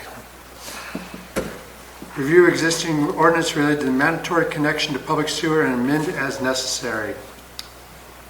Supervisor Stopper? Second favorite subject next to purple pipe? Well, you know, They're all tied together. It all smells the same. well, hopefully not really. But by the We time need a it's good the plant purple, operator. And yeah, purple pipe, it's supposed to smell a lot better. Lock and ten in the golf course, they all, yeah. Who runs that, who manages that plant? Supervisor Stopper, you want to talk about 2N? Can we go to closed session? No. No. No.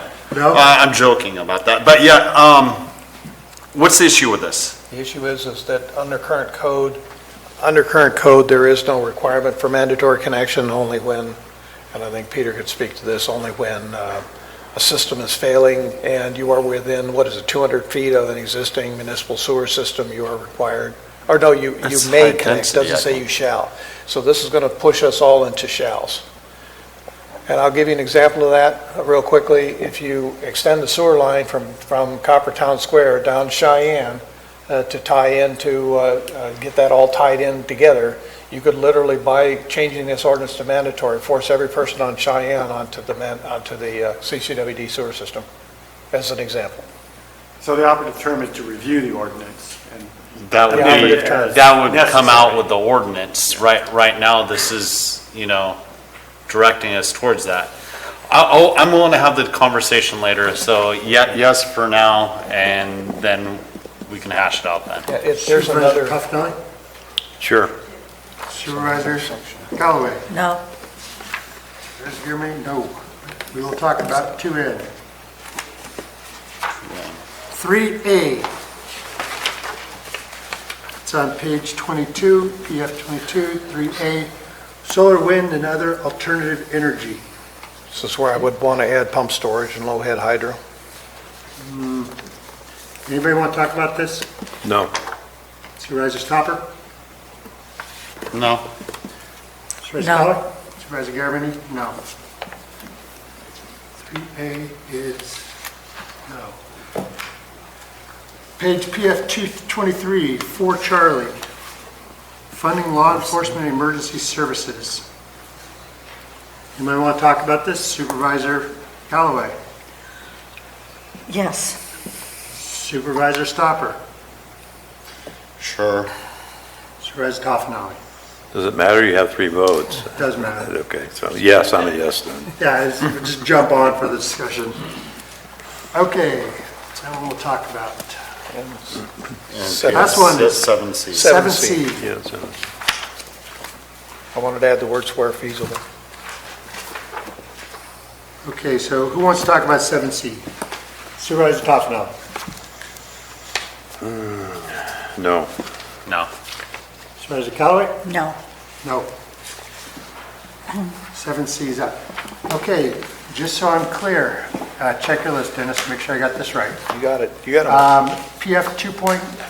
We've already done PF 2.9, your issue there. We're going to talk about PF 4.1, PF 6.2, PF 2C, PF 2E, PF 2H, PF 2N, PF 4C. And Ms. Callaway changed her vote for PF 4.1. She did. She did. She did. Okay, I said that, but correct. Oh yeah, you wanted to make a change to 1A, Rita? Well, No, I may be mistaken. it was 1A. Yeah. 1A, okay. And didn't Supervisor Callaway did you want to I discuss wanted to. 1C as well? I also, Or- I'd like to discuss page 24, PF 6B, community policing, 6B. 6B, Community what? policing. I'll just tell you now why I want to do it. The vote will be easy. I don't understand why it'd be in the general plan. That's not under the purview. That's under the jurisdiction of the sheriff on whether he or she wants to have a community policing program. That's why he's an elected sheriff, so I can't understand why it would be in the general plan. And the only entity on it is sheriff. So, Peter, is this something that's mandated? No? This is Okay, who wants to talk about, let me go through Maria's list here. Who wants to talk about PF 1A, level of service thresholds? Look at it. Supervisor Mills? Hang on.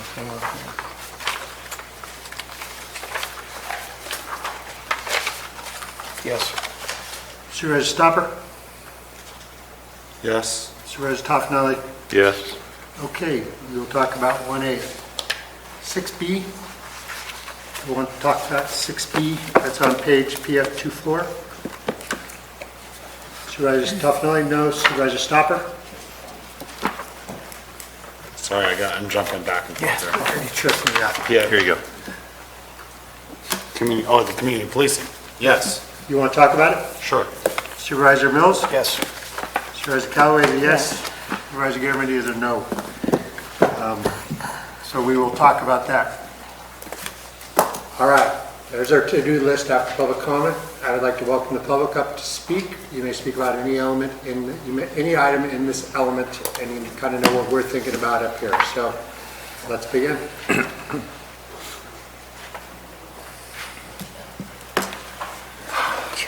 Hey, lucky you guys. Ralph Copeland, Copperopolis. I sold pipe valves and fittings for 35 years. There is a thing called firewater.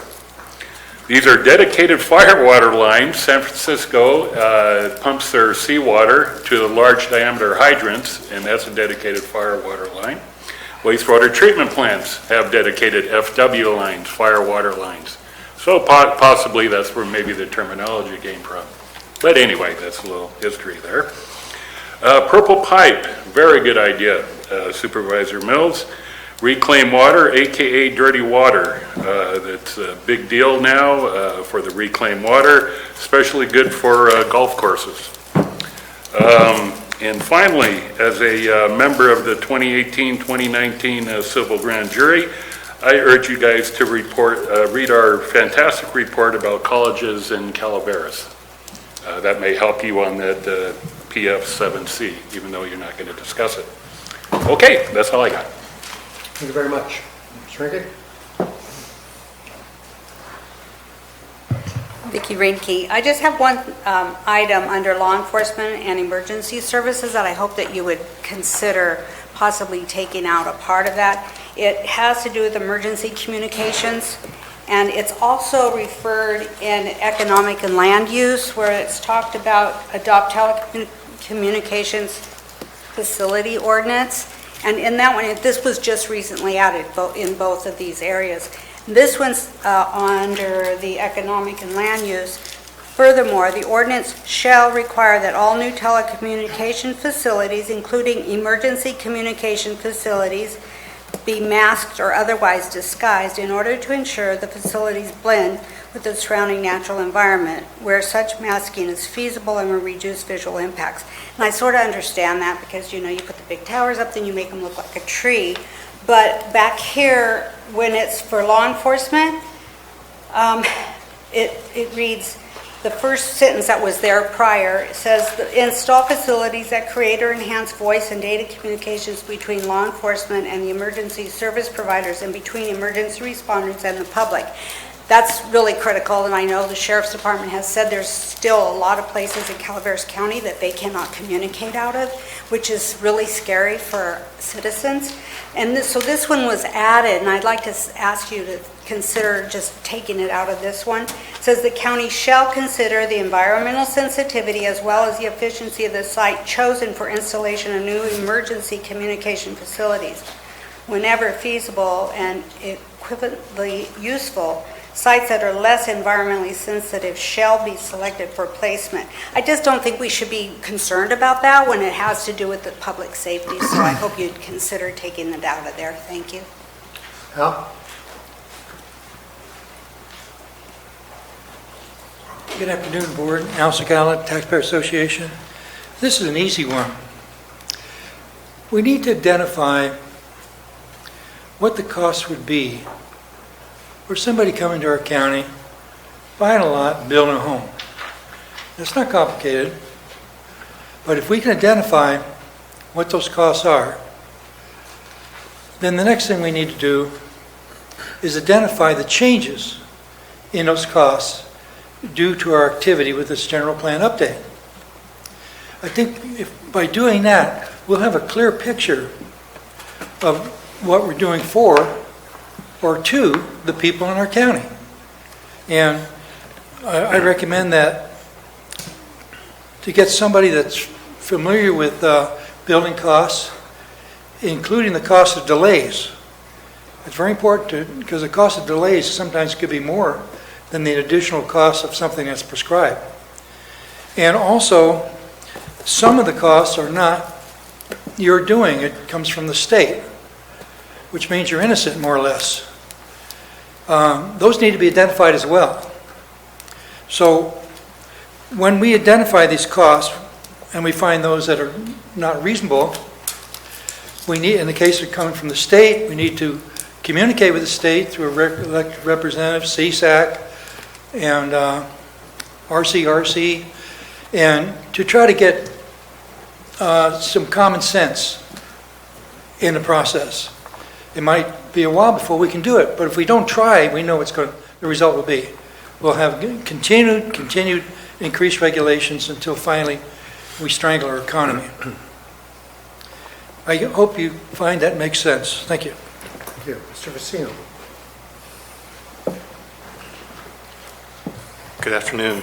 Tom Vecino, CPC. I want to talk to two of the items you're going to discuss on the subject of funding law enforcement. Policies 4.1 and 6.2 and a couple of others on implementation. In 2008, there was a nexus study done by the Sheriff's Office showing that there was a law enforcement shortage. And it proposed a nexus fee to charge new development. At that point, the Board of Supervisors declined to adopt that fee. So for the last 11 years, you've not been getting that money. As you all know, the sheriff needs that money, so this is an important policy for this general plan. We need to start going to these places. If you want to become a modern county with the levels of development you're projecting in the general plan, you need to start adopting the fees to make sure that the services and infrastructure are there to serve. Second thing, this is really complicated, so if you don't follow it, it's okay. This is PF2E. This is about will serve letters, establishing procedure and standard for determining when entitlements requiring the provision of adequate infrastructure may expire. What are they talking about? Why would that ever happen? Okay, you go to propose a tentative map and you guys okay it. And one of the conditions is get a will serve letter from CCWD. CCWD gives you a 5-year will serve letter because your tentative map says you're going to get it done in 3 years. Should be fine, right? Okay, you don't quite get it done in 3 years. And the legislature, in its infinite wisdom, has been extending tentative maps 3 years and 3 years and 3 years. We have tentative maps out there that are 14 years old. And CCD, for free, is continuing to count those as reserved water when they're evaluating their water supply assessments for new projects. Okay? In other counties, what they're doing is say, hey, every 5 years we're going to check. Or do you have your updated will serve letter? In Amador, they're thinking about charging for those updated will serve letters because they're tired of holding water in reserve for people who aren't using it when there are new developers who really need it. So that's what that's about. So I'm going to let you figure out what you want to do with it, but I wanted to make sure you got the background on that before you jumped into it. Thank you. Thank you. Any other public comment? Seeing none, I will close public comment on this item and bring it back to the board. Let's start at the top. PF 4.1 was the first item we discussed.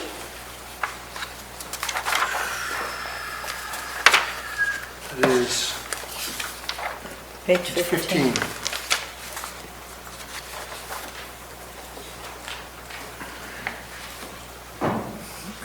So this is a policy to provide sufficient funding for law enforcement to improve service levels and response times to new development occurs. Mr.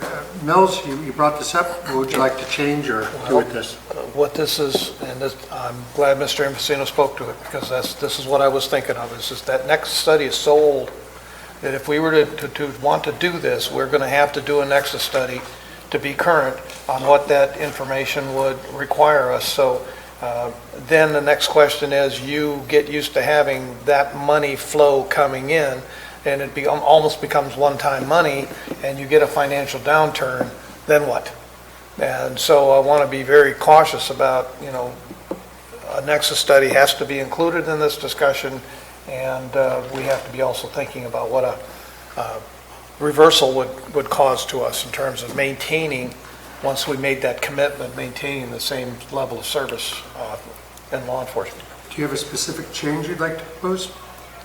That if you're going to provide sufficient funding to law enforcement, you're going to need, I need to have an insertion somewhere in there about via a nexus study, a current nexus study. So you need, For development piece? Yes.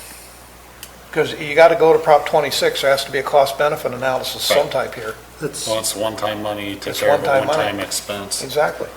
in my mind. so Thank you. is there support to try to come up with another sentence on this? Supervisor Toffenelli? Where you at? Sure, yes. Yes. Peter, would simply the addition, I'm sorry. I Ms. think Keller Marita is- had something to say on this Marita, issue. I have concern changed her vote. on So change your mind. 4.1 and 6.2, because I think that's setting us up as a board, one, when it comes to budget. And we all know what happens when department heads come in during budget time and they don't have enough money for roll correction, or whatever it shall be. I really don't want to see on 6.2, I don't want it in there because we are committing ourselves as a board to that. And on 4.1, if that's a fee for new development, it would have to be a little bit more specific as far as I'm concerned. A new development comes in, what does that mean, a new development?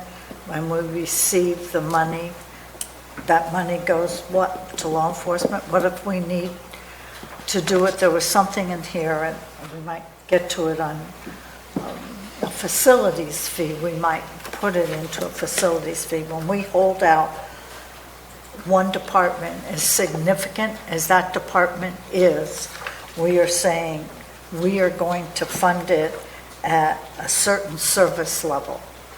And we are going to provide the funding for it. And if it's one-time funding, or the funding does not occur because there's not a build-out, then the board is left to make up the money. I guess I would like to see 6.2 removed, and I would like to see 4.1, if it's a fee for development, worded differently on how that's going to be. And when we talk about to improve service levels, then it gets back to the one on minimum service levels. I just think we're setting us up for a failure there. I would concur with Marita. May I suggest something to that effect? Is provide sufficient funding for law enforcement to improve service levels as it's available. The funding. Something to that effect, because look, we do need a nexus study, and I do want that inserted in there. But we could go to another economic downturn, and we may be in the position where we can't provide that service, and we can't. This is somewhat binding in my mind, also. And at that time, we're gonna have to make some hard choices, but we may have to scale that service back. So as funding is available, Isn't the term sufficient pretty subjective? Who determines sufficient? right? We do. Will Right. determine sufficient. The other issue that comes up is when you have a development and you say you pay X amount, then the people who live, because that's what happens when you do your subdivision, and the people then in that community are paying for something with an expectation, and we then cannot meet that expectation. And so unless this is redefined somehow, I understand the purpose, but I don't see how we're going to meet it. Mr. Mauer, what am I? So we go back to the goal, and the goal is to have adequate law enforcement and other services along those lines. Maybe the providing sufficient funding is the part that I think that we're struggling with. The implementation measure specifically for funding is PF4C on page 23, which is establish a development impact fee to fund capital costs for law enforcement, et cetera. We could certainly put the nexus study reference in there, although it's required by state law. We can't establish a fee without a nexus study, so it's really unnecessary. Maybe what we can do here is that our policy is we're going to improve service levels. And we just say improve law enforcement service levels and response times as new development occurs. So what we're saying is our policy is that development that impacts law enforcement will have to help pay its fair share. And that's then reflected in this. So that way it doesn't tie your hands by saying you're going to have to fund it every time the budget comes around, whatever the sheriff asks. I think that's what So you're proposing we just take out that first from provide to improve service levels and response times as new developments occur. And then when we go to the implementation, we talk about impact fee, which would be a nexus study. I guess think does that meet the Rita? No, I'm not comfortable with it at all. Right. Because I'm sorry. It's okay. How about you, Ben? I'm agreeing with what Ms. Callaway's saying here about 6.2 as well, because in both cases, it's not always going to be possible. And we can't build ourselves in a policy statement here that we're going to have to violate sometime in the future simply because we can't financially meet that obligation. Now, if we set a service level, that's an obligation. We set a financial goal, that's an obligation. Supervisor Stopper, where are you at? I think we need to continue the conversation. Okay. I have something. Please. Mr. Mauer, as you pointed out on page 23, 4C, I'm comfortable with that. I think that gets to where 4.1 probably wants to go. For me, improving service levels, I don't know what that means. We're going to reduce our response time, and then the new development's paying for it, and we're not meeting that response time. What happens if we take that out and we just leave 4C in? There needs to be a policy that goes with 4C? Covers, Am I? 4C covers more than just 4.1. Yeah. Oh, 4C So you would just eliminate, covers- you just take 4.1 out of it, that, Yeah, you just take that out of 4C and eliminate 4.1. and eliminate it.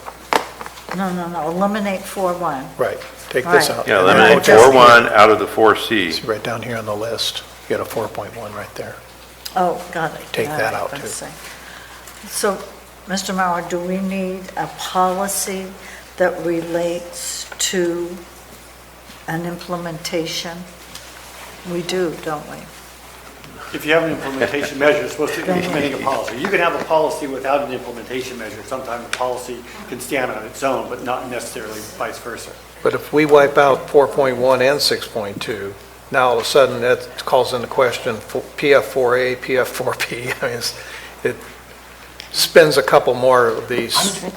I just keep coming back to, we're saying, we're using the term adequate. Yeah. I mean, that is subjective, and it's this board that determines what is and what is not adequate. Obviously, we can be sued, a court can come at us for something, but we might have to cross that bridge when we get there. But we determine what adequate is. Okay. In 4.1, we say improve service levels. In 4C, It's maintained. we say maintain existing levels, I prefer maintain. which, Well, and the reality is with an impact fee, you cannot fund improvements for existing deficiencies on the backs of new development. You're right. So I think that by saying we're going to do an impact fee to improve service, I think that what we're trying to do, I mean, we want to improve service, but that probably can't come out of an impact fee. We certainly can do it through a maintenance of service, but not to improve service. But they're paying for that service through their property tax. Yeah, that's right. So how do you charge an additional, how do we charge an additional fee then? That applies the same way as roads and other infrastructure improvements. It's the RIM fee for emergency services. Exactly. Got it. Okay. But Supervisor Tough, again, nexus studies, impact fees, it's one time. It's not like property taxes, and we can't just single-handedly say a new development's going to increase their property taxes over this area to pay for this added service. This is one-time funding that we're talking about.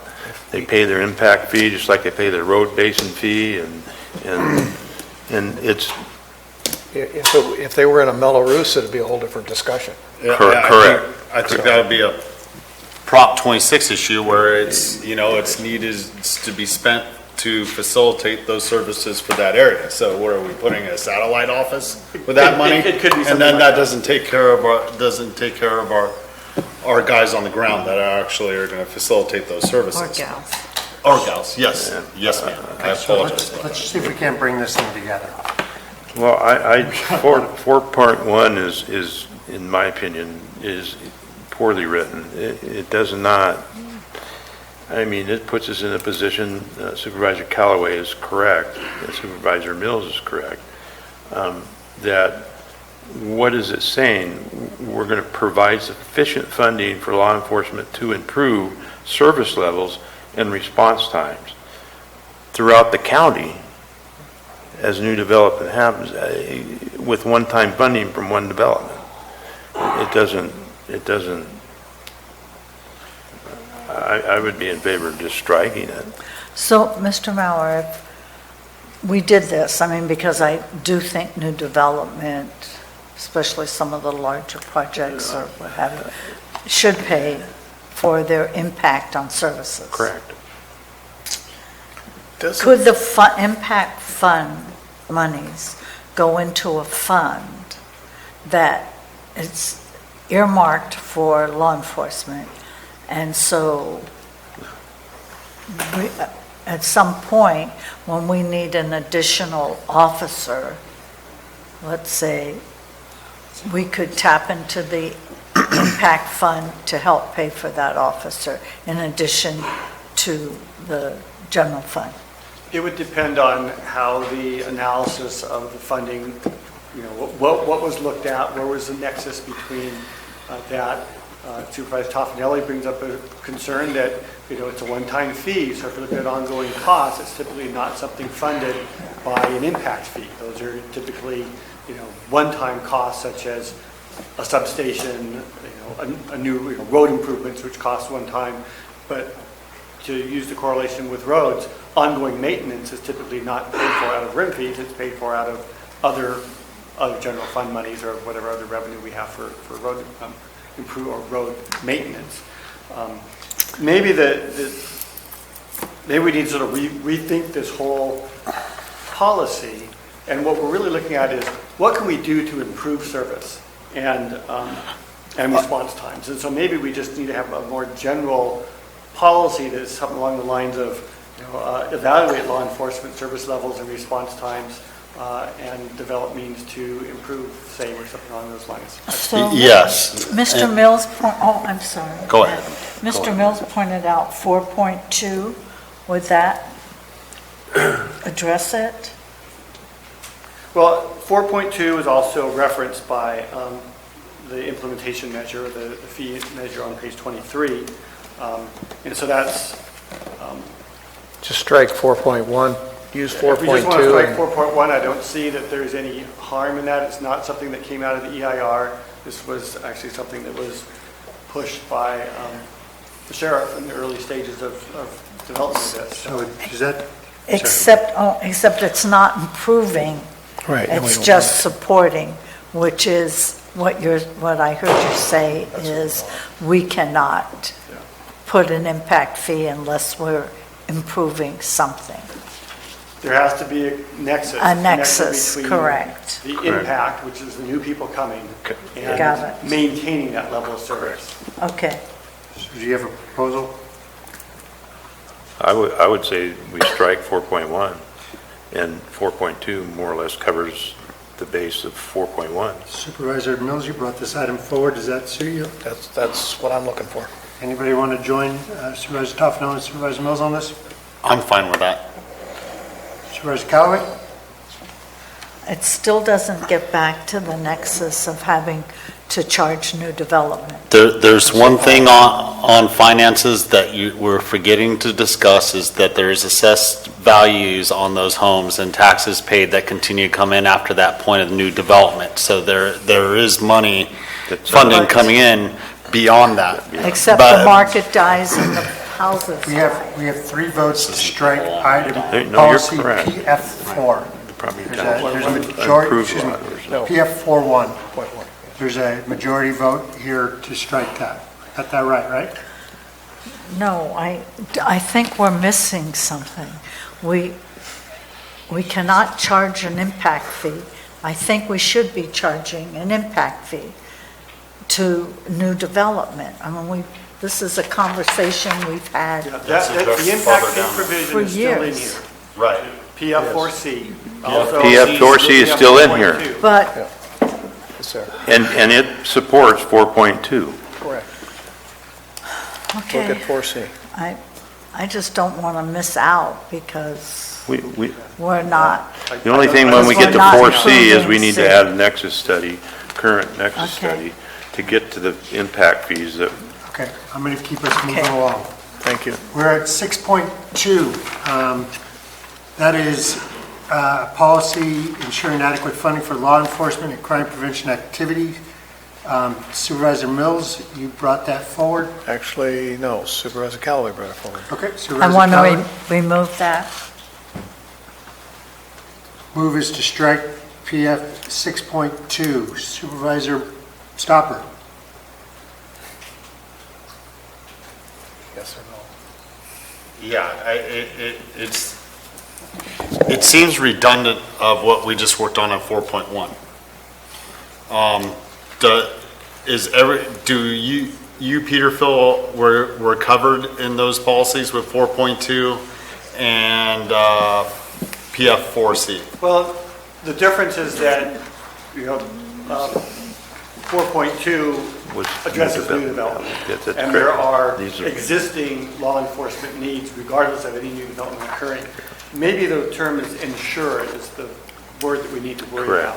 about. And maybe it was, strive to provide or something like that the planning commission used to, like that kind of language. Oh, I'm happier with strive to provide. I'm Strive sorry, I to just keep coming back provide. to the fact that adequate is a subjective term, and we determine what is adequate. So I don't think this ties us to anything, man. It makes a strong statement that we support safety in our community. So the motion by Supervisor Callaway is to strike 6.2. It's not a motion, but for poll, I'm a no. No. No. No. Okay, 6.2 stays in. Well, it doesn't mean it has to stay in the way it's written, though, No, Supervisor. we can rewrite it if you want to rewrite it. You want, okay, would you like to, is there a proposal to Yes, rewrite it? How would you Mr. like to do Mauer, that? what was it? I threw out strive to provide. Strive to adequate provide, funding. it's fine, strive to provide adequate funding for law enforcement versus ensure. Because I'm going to tell you, if I was the sheriff, come budget time, I'd I'd say, say oh, it's not adequate. I already thought And he's it going to be also right there say- saying, I know, or It's never ensure, adequate. you're ensuring I have it or not. Would you buy that, Mr. Garamendi? No, but your motion is to strive to provide adequate funding. Correct. Do you have 2 other votes for that? Supervisor Toffenali? sure. No. Supervisor Mills? No. Okay, that remains insured. Okay, come budget time. I know, you already told us you were. It wouldn't be the Told first yourself- time I said no to the sheriff. Take it and put it on sticky note right up there. It wasn't when he PF2C. was giving you a mug shot.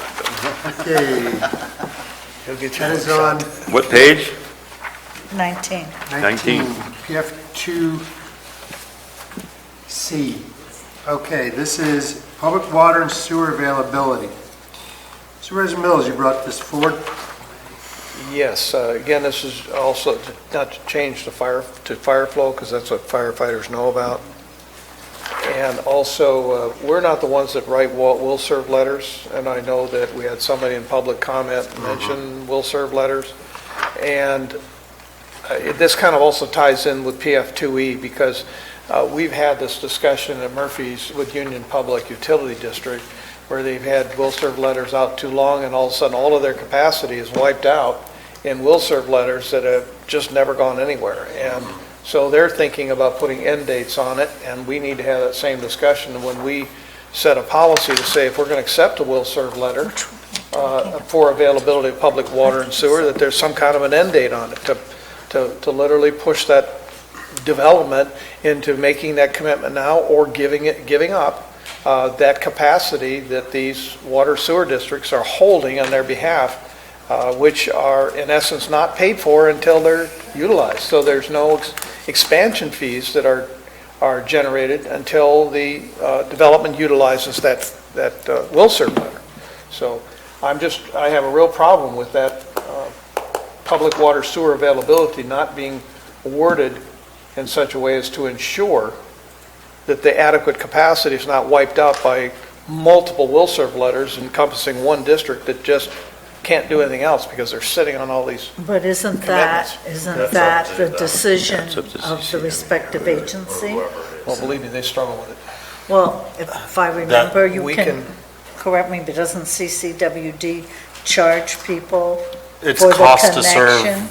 prior to a will serve, is the process. I reserve the spot for my Right, person. and in some of those cases, people have front-loaded for developments, so then they're owed. They've owed that. They're owed those connections regardless if they built or not, those agencies. I think this is determined to the agency, and this is something that's out of our bounds. Maybe we could work with them, something to the effect of work with the agency for that area to provide them, I need to reread it to come up the wording. Cooperate with them. Okay, let me just double check. Is there interest in continuing this conversation and changing the language or moving on? Supervisor Callaway, I think, wants to change the language. Is that correct?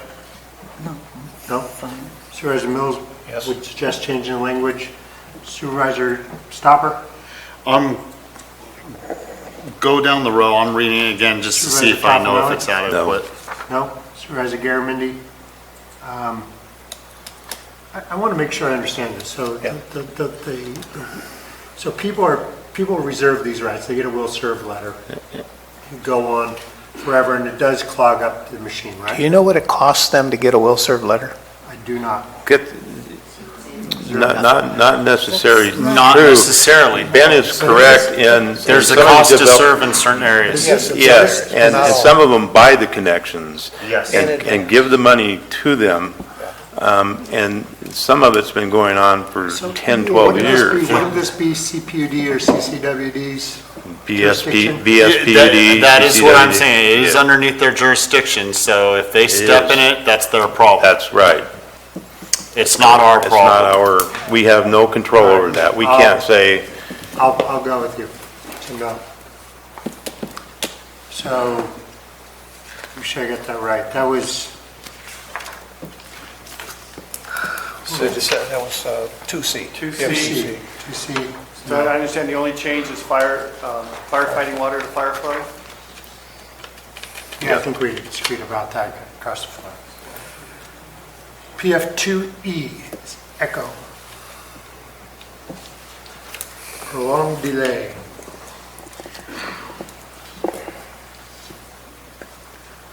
Mr. Mauer, don't we have some provisions already.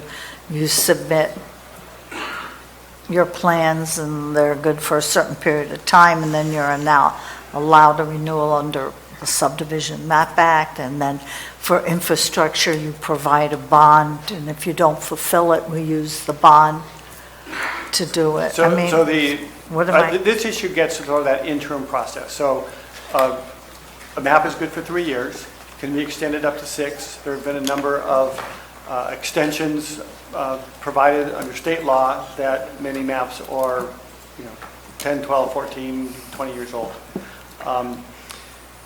We recently had, I think it's Murphy Sanitation District, issued us a letter saying all of our will serve letters expire after 3 years. And so if we get a will serve letter sometime while we're processing the tentative map, it gets approved, and that will serve letter expires before the map gets recorded, then we have a gap. Once it's recorded, then we have to demonstrate that they actually have the connections. And yes, there's bonds filed, and if they don't build it, then we can call the bonds, have it built, or we can revert it to acreage. But it's that interim period that this is trying to address, where the service provider may say, well, our commitment was good for 3 years, the map has been extended for 5, and so we don't know whether or not there's still water available or sewage capacity available.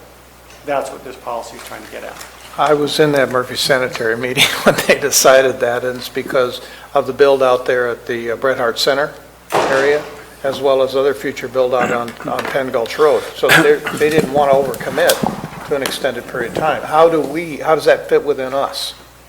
Well, with this? And it's sort of a chicken and egg problem.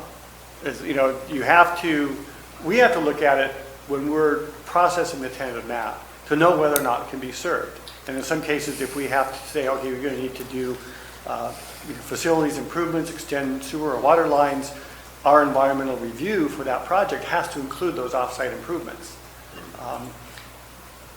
If they commit to it and they say, okay, you have to buy your meters up front, and then the map sits for 20 years, two things. One is all that upfront cost for the developer, but two, if those are never used, they can't be used by the agency for some other development that actually wants to move forward. The flip side of that is if we've said, well, we're no longer considering that one, we're going to issue it over here instead, and they both come forward, then we've overcommitted. So that's where we have the conflict. So we don't really have a specific, we're saying we're going to establish a procedure. We're going to need to work with the water and sewer districts to figure out how we're going to solve that dilemma in this policy. And my only reason for wanting to have this discussion is that we ensure, and this is something that I go back to when I ran for supervisor in 1992 at the Flower Ranch, kind of giving away age here, to be left with partially completed projects and partially completed infrastructure. Our goal should not let that happen. Or where you've got a project sits idle for a long period of time, partially completed, how do we move it forward in a timely manner, and in what ways can we assist with this language? I think the assisting is to facilitate them going through establishing these procedures and standards. So is anybody proposing striking this or changing this? Is there any proposal we're looking at here? We have discussion? Well, I don't think this is what we do here is going to fix much of anything, no matter how we word it. Again, if a public utilities district it has somebody come to them, a developer, and say, hey, I want to buy 300 hookups for my project, and here's $1 million, and they accept it, there's nothing we can do if he never builds it. In this meantime, they took the $1 million, but they miss out on another expansion because they don't have capacity where they could be having income coming off of those, but they can't use them because they sold them. We don't have any effect over that. We don't have any control. We can put something in here that says we'll work with them, but again, their board's a separate board. Whatever their board decides to do, we have no control over it. So this is establishing, this is a plan to put together a plan. Establish a plan, and if anything, we're gonna add anything here to cooperate with the jurisdictions in that, to those ends, you know? And that's part of establishing the procedures and standards. Okay, is there a proposal to change anything in this, or are we good with where it stands? I think we beat the horse. I think we did too. Are we good with this, just as it stands? Rita? Okay. 2E, off the list. 2H, facilitate water conservation. Supervisor Mills? I would just like to add the term purple pipe. In other words, facilitate the use of gray water systems or purple pipe for landscape irrigation.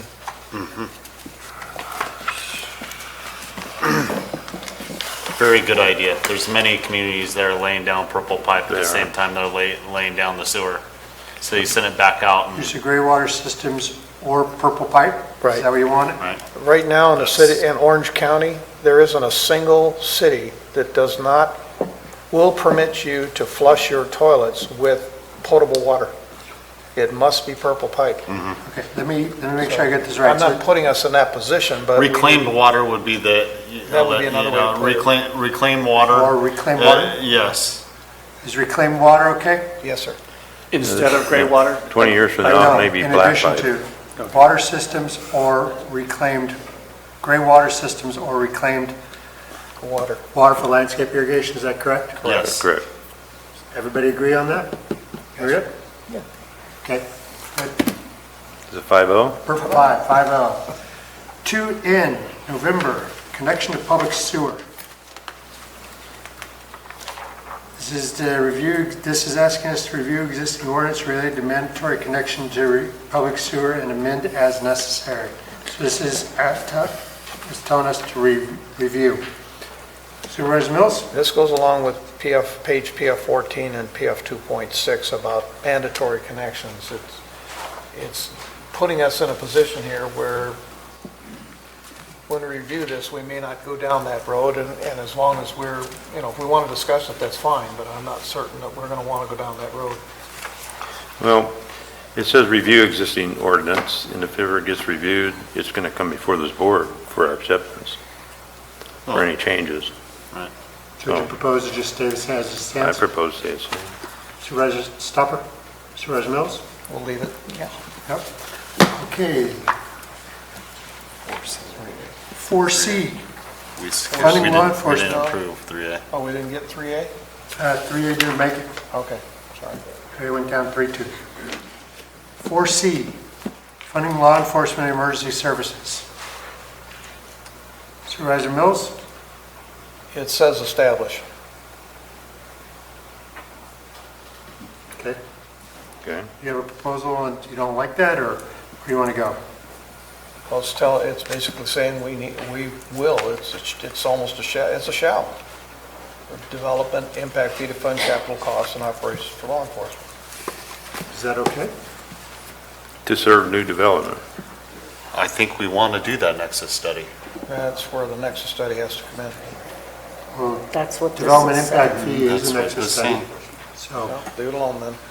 everybody okay leaving that alone? Yes. 4C stays. Number 1A. Marita, this one's you. Well, six- 1A? 6B. Wait a minute, 6B was next, but we could do 6B now if you Oh, prefer. community policing. I felt like this is under the jurisdiction of the sheriff, so. It says right there, We have sheriff. nothing to do or say about that. I mean, these are all nice things to have, but if the sheriff decides to get rid of the resident deputy program, the sheriff has that authority. We don't. So this just says continue to operate and expand. None of that's under our jurisdiction. So you're proposing to strike 6B? Yes. Okay, the proposal is to strike 6B. Supervisor Mills? Yes. Supervisor Stopper? No. Supervisor Toffenelli? No. Supervisor Garamendi, no, stays. 1A, level of service thresholds. Marita, you brought this one up.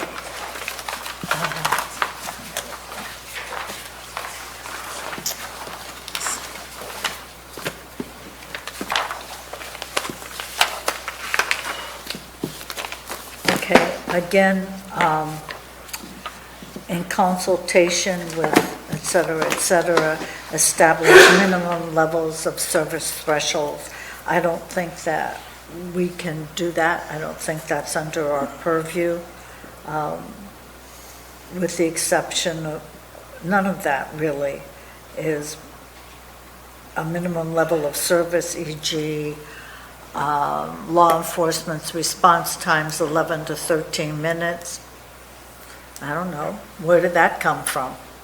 What if we say we want it 8 minutes, or we say we'll accept 15 minutes?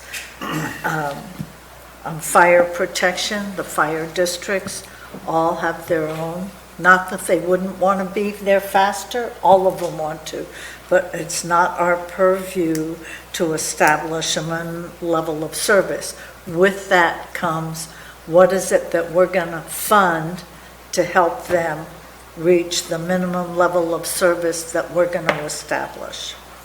So I don't think we can do that. Supervisor Stopper. I think this is written the way it needs to be. It's in consultation. We're setting levels for new development, so we aren't handing out entitlements where we can't provide, where those services can't provide it. So we need to reach out and consult with those districts to find out whether it can be done. That's the way I understand it, in a nutshell. Okay, so let's say we decide, or the Copper Fire District decides they want a minimum level of service of X, and we charge X as their development fee, and we're not ever obtaining that, then what? Where does that put us? Or they pay, again, my concern is you'll ask a development to pay for something that they then expect the service because they paid for it, and it just isn't going to happen because we've established, in cooperation with or whatever we So want to use. I think what Commissioner, or Supervisor Stopper was saying is that the focus of this is what, just so used to addressing the Planning Commission. I wear multiple. The county, when it's approving new development, will say, this is the level of service that we would accept after we've talked to all the fire districts. And let's say, one district says, we want to shoot for a 6-minute response time. Well, everyone else is saying 15 minutes. We're not going to say it's going to be 6 over here. The county would establish what we would recognize as acceptable for approval of new development. And it's going to be, the county standard for approval of new development, not the county standard for what the fire district is trying to do. So we're not establishing a level for the district, we're establishing a level for our approval. And so if someone is proposing a project that is 20 miles away from the nearest fire station and on a windy 2-lane mountain road, and it's going to take 45 minutes for the fire department to get there, we may say that doesn't meet our threshold, our level of service requirement for serving that project. You're going to have to do something else to either mitigate that in one way or another. That's what this policy is trying to get at. Maybe it's not worded as clearly as it could be. And another example would be, we have a water treatment plant by CPUD, and they said a few years ago, they came to the realization that they couldn't provide any new services to San Andreas or anything down there. So at that point, we couldn't really okay a new development to go into that area if they aren't able to serve the water. So, Supervisor Callaway, what is your proposal? To strike that item? Yeah, I just don't see how it sets up an expectation under that which is under our control, which is law enforcement, and I don't know what emergency services is that ambulance? Yes. And, you know, I hear what you're saying, Mr. Mauer, I'm not, But maybe how if to we translate. reverse the language, so prior to approval of new development, the county will verify or establish or something that the service providers can adequately serve the project.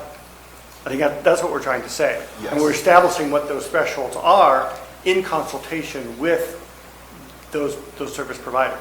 I would go with what you just said. I would too. What'd you just say? Well, you just reversed the language. It's on, Peter, it's on tape, so. Let me pull the board real quick. Is there a majority of this board that wants to wordsmith the language on PF1A? Yes. Supervisor Mills, yes. Supervisor Stopper? Either way works for me. Yes. Supervisor Toff, no? No. Supervisor Garamini, no. So Supervisor Stopper, either way. You put yourself in the middle. No, Wait a minute, where's the chocolate? no. You ate it already. No? Gary already gave me all his chocolate. All right.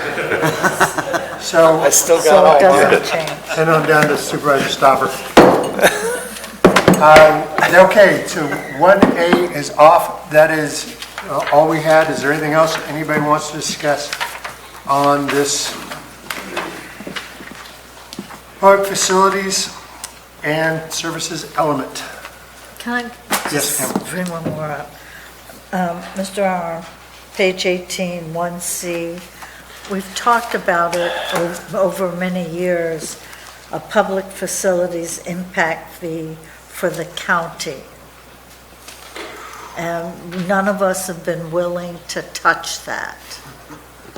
So is that something that, it just says public agencies, my sidebar note to myself is, what about the county? I mean, that's how Amador got their new facility, because they had a public facilities impact fee. So we keep scotch taping things because we don't have the courage to put one out. Not saying that I have it, but. So you're saying you want to leave the door open? Yes. Well, you know, the way I read it, we are a public agency also, so we fall within that envelope. There's certainly nothing that would prevent us from doing that. Please help them that help themselves. Yes, we are public agencies.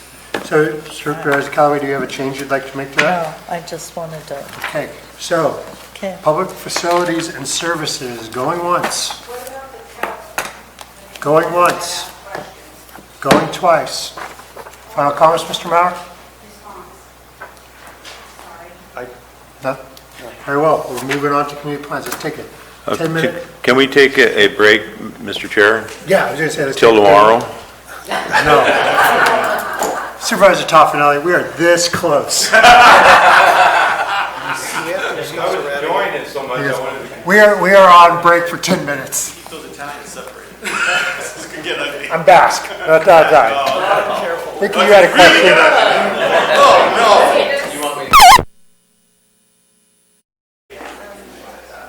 Hello, and welcome back. Supervisor Stopper, you ready? Yeah. We are on the final section of the general plan update. This is the community plans document. Mr. Mauer, will you please lead us into this? Okay, well, I'm sure there is a lot of public comment on this, as you can tell by the letters that you've received over the last several weeks. The Planning Commission directed us to add identification of all of the community areas. Those are the areas on the land use map that are sort of defined by a specific boundary. Let's go to that map for a moment here. Oops, not that one. That's a big area, Peter. There we go.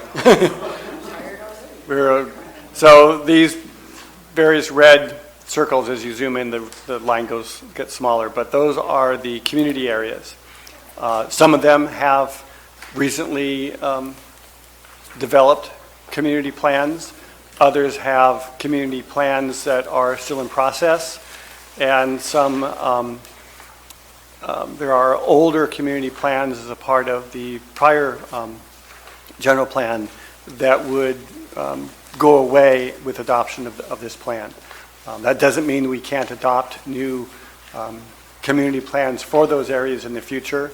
In fact, I would propose as a part of my work program that we have on near the top of the list the Valley Springs and the Copperopolis community plans to wrap those up.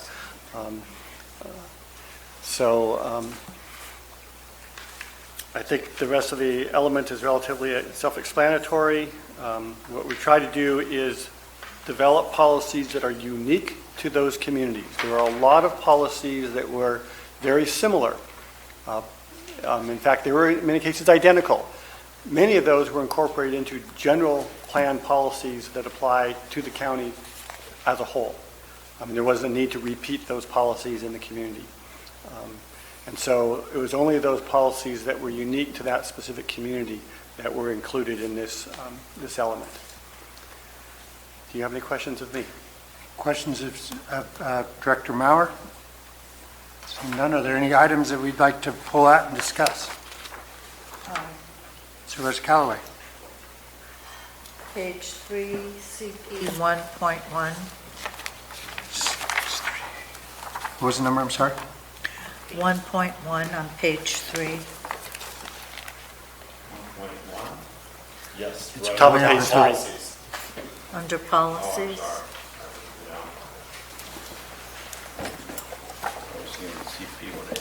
Okay. Do you want to say? I want to talk about it? Okay. Are there other items? Assuming the board's Supervisor acceptable. Stopper, your lights on? Supervisor Mills. Oh, we turned it off. I was limbering up. Okay. Does anybody want to talk about? Marita did bring up 1.1, and with that, I would also like to put in CP 1A on page 3, because those go hand in hand. And I think that's definitely a discussion we should have today, considering the letters we have received. Okay. Is there consensus around this table, along this table, to discuss CP 11 and CP 1A? Yes. Supervisor Mills? Yes. Supervisor Callaway, yes. Supervisor Garamendi, yes. Yeah, I know, right? You don't have any comments, and we've gone 5 votes together. I gotta shut up for her. Okay, very well. Let's have some public comment. You may comment on any item related to this element of the general plan update. Tom Messina, Calaveras Planning Coalition. The Calaveras Planning Coalition promotes public participation in land use planning. In 2010, the Calaveras County Board of Supervisors chose a community-centered growth map for the general plan update. However, in 2014, the Planning Department released a draft general plan that included no community plans. So from 2011 to the present, the CPC has been talking with people, first about the land use map, and later about their community plans. One thing people said a lot was that they wanted a general plan to include community plans now. If their community was going to have to absorb new development, they wanted to ensure that development conforms to their local mitigation standards to reduce impacts and to meet their local needs. However, when we encouraged people to tell that to the Board of Supervisors on some Tuesday morning or Tuesday afternoon, it became really clear to us that that was not going to work in most people's schedules. So instead, we had them sign petitions. Today, the community planning element is a shambles. Some communities, like San Andreas, had their plans reduced to a handful of token policies. Other communities, like Valley Springs, will lose their community plan entirely. The following people from Valley Springs and San Andreas signed our petition in 2015, saying they wanted the general plan to include community plans now. From Valley Springs, Fran Hunt, Michael Rea, Marguerite Morley, Muriel Rand and Holly Zeller, William from Berry Hill Lane, John Hallowell, Marty Crane, the late William Crane, Bruce Judici, Cynthia Doctor, Bonnie Newman, Deborah Cozen, and from San Andreas, Beth Williams, the Callis family, Peter Gorky, Russell Morosky, Stephanie Turner, Tom and Evie Travis, Arlene Weissman, Joy Roberts, Charlotte Wells, Mary Anderson, Patty Headland, Sarah Switek, Zerl McDaniel, George Fry, Frank Meyer, Sue Franks, and Janelle Brown. These are the people whose wishes you will honor by including the community plans in their entirety in the general plan now. These are the people who you will disappoint if you approve the general plan update as is and remove community plans without replacement. Thank you.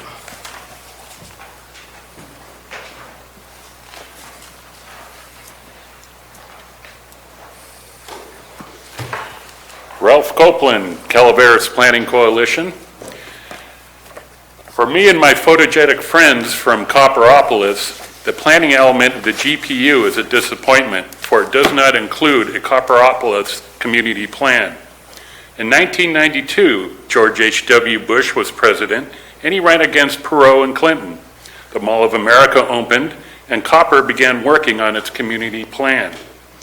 A 54-page draft community plan with a controversial land use map was completed in 2005, but was not approved by the Board of Supervisors. In 2006, the Board of Supervisors passed a resolution supporting the drafting of community plans for the communities in District 2.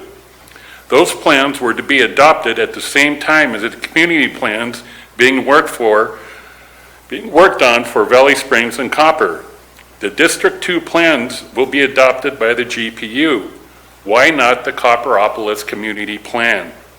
A much shorter 3-page community plan for Copper, much like the others in the GPU, was completed with the assistance of the local supervisor and county planning director in 2013. That plan is text only. It does not change the GPU land use designation map at all. When the Planning commissioners reviewed the GPU in May and June, they were very upset about the situation with the community plans. If you don't believe me, you can watch the video for yourselves. However, out of respect for the Board of Supervisors' direction on community plans back in 2015 and 2016, they did not feel it was right to recommend the addition of any community plans to the GPU. Instead, they kicked that decision upstairs to you. Let me remind you, none of the supervisors who made the lousy direction on community plans in 2015 and 2016 are still supervisors today. You have the opportunity to correct this mistake. The people of Copper have worked hard enough. The people of Copper have waited long enough. Now is the time to include the 2013 Copperopolis Community Plan in the General Plan Update. The people of Copper need a consistent say in land use planning for our community. They need a say that must be respected by all of the supervisors on the board. We need a voice. The community plan is our voice. Please don't try to silence our voice. Thank you.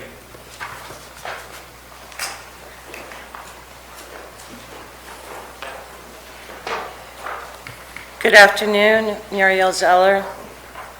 I live in Valley Springs in District 5 and within the proposed boundaries of the Valley Springs Community Plan. I've lived in Calaveras County for 33 years. I grew up working cattle on a ranch near Wallace that my grandfather bought in 1900. I belong to the Calaveras Planning Coalition, and I have been a member since it was formed in 2006. I belong to the Planning Coalition because I believe in an old Greek proverb.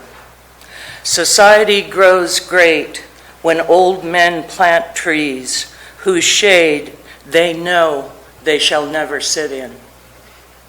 In 2007, Calaveras County planning staff gave the citizens of this county a gift when they passed out copies of the Iwani Principles at the first general plan workshops.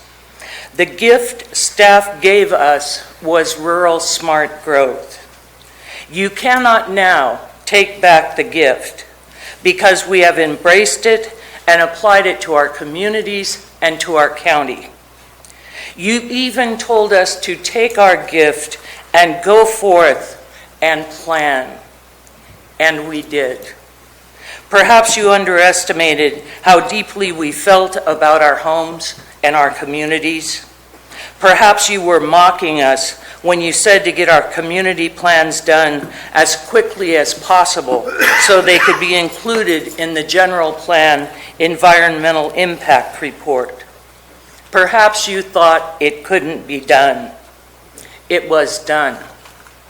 And it was done in Valley Springs with the production of a state-of-the-art $250,000 community plan that included unprecedented public outreach and participation. You also told us that adding community plans later would be cost prohibitive.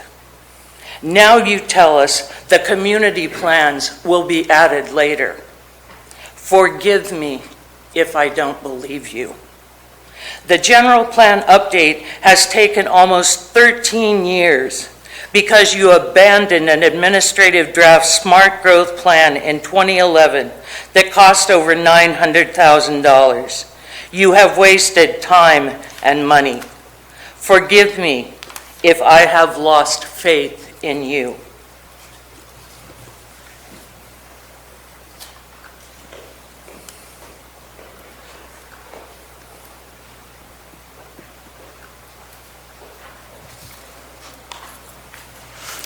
Colleen Platt, myvalleysprings.com and the Calaveras Planning Coalition. Before 2014, residents in all communities with existing community plans or drafts completed believed they would have community plans in the general plan. But their trust has been betrayed by the county process. The 2019 draft general plan has no community plans for the established communities of Arnold, Avery Hathaway Pines, Murphy's Douglas Flat, Valley Springs, and Copperopolis. These communities trusted that the county would help them update and draft new plans to be included in the general plan. We trusted you. They did what they were told to do. We all did.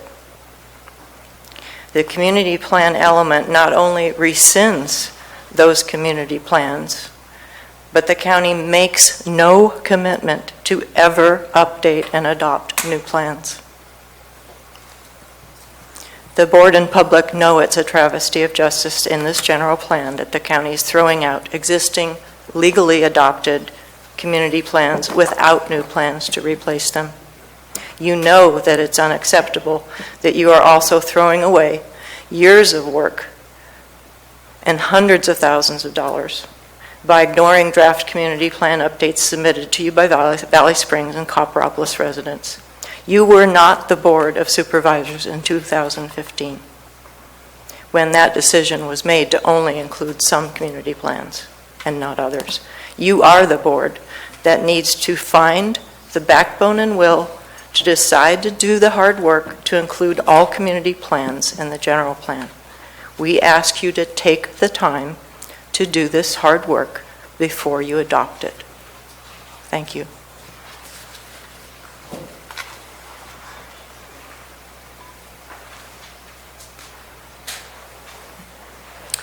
Linda Deesum, speaking for the Calaveras Planning Coalition and the communities along Highway 4.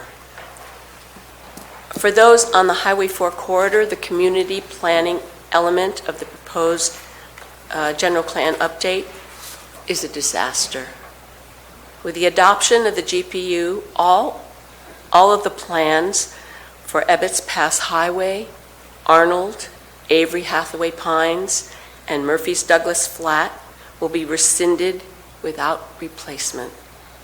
We at the CPC have been talking to people about this, and one thing they said a lot was that they wanted a general plan to include community plans now. If they're going to have to absorb the new development in their town, they wanted to ensure that development conformed to their local standards, and met their local needs. So we had them sign petitions. Also, we had those willing to take photos so that you could see them face to face. The following people signed the petition saying they wanted the general plan to include community plans now. From Arnold, John McLean, Mikhail Lunev, Ron Shaver, Elizabeth Helm. And from Murphy's Douglas Flat, Andres Glessman, Joseph Jackson, Chantel Pittsford, John Hull, Lori Plants, John Norwood, Alex Atman, Margaret and Dave Self, Harold Horn, Hannah Suncloud, Margene Grays, Silas Dyken, Monica Riedel. Maybe some of these names and faces are familiar to you. Some say the Highway 4 corridor community plans are outdated. However, there are community plans in other counties that are even older. The character and values of rural communities are more deeply held and change slower than in other places. Thus, there's less need for frequent community plan updates. And as is evident by the supervisor we elected to represent us, those of us on the Highway 4 corridor know that maturity and effectiveness go hand in hand. And God bless you, Marita, for you voted for those plans and their amendments back in 1998. Only former Supervisor Tryon opposed. In 2007, Mariposa County was in the same situation you're in now. They were wondering what to do with their community plans as they prepared to update their general plan. They chose to keep the community plan in the general plan pending their later update. Please keep the Highway 4 corridor community plan text in the general plan pending their update. This does not result in any change from the existing setting, and it is part of the no project alternative, so there's no need to amend the GPU EIR to do this. Thank you.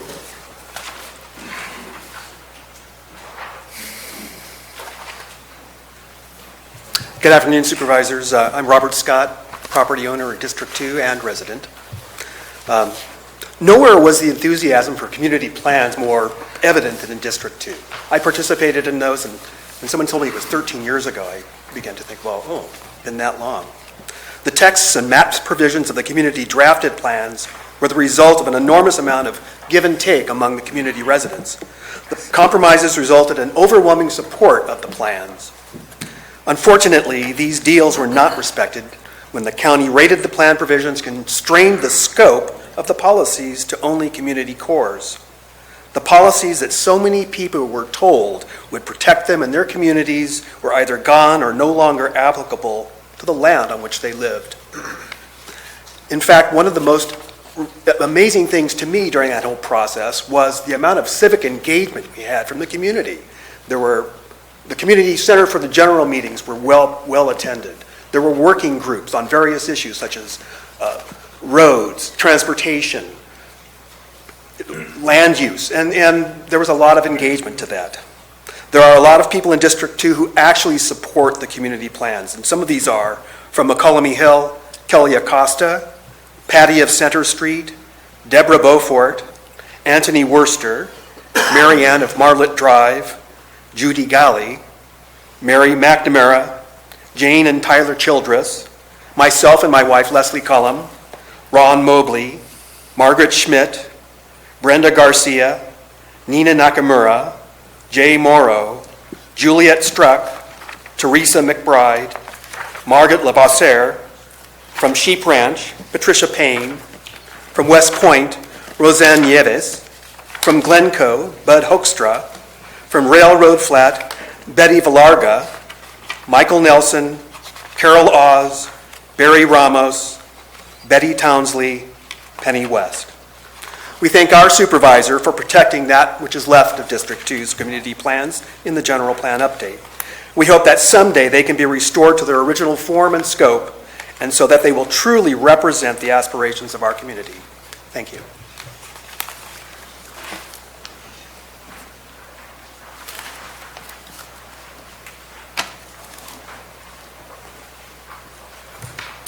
Marty Crane. One of the most disappointing aspects of the General Plan Update EIR is its failure to commit to timely implementation of measures to mitigate more than 24 significant impacts of the plan. This is puzzling because in talking with people from around the entire county, the CPC found that one of their universal hopes was that the general plan update would mitigate the impacts of new development. They wanted to make sure that the general plan update would protect working ranches, farms, and forests. They wanted the general plan update to preserve important wildlife habitat. They wanted the general plan update to promote fire safety.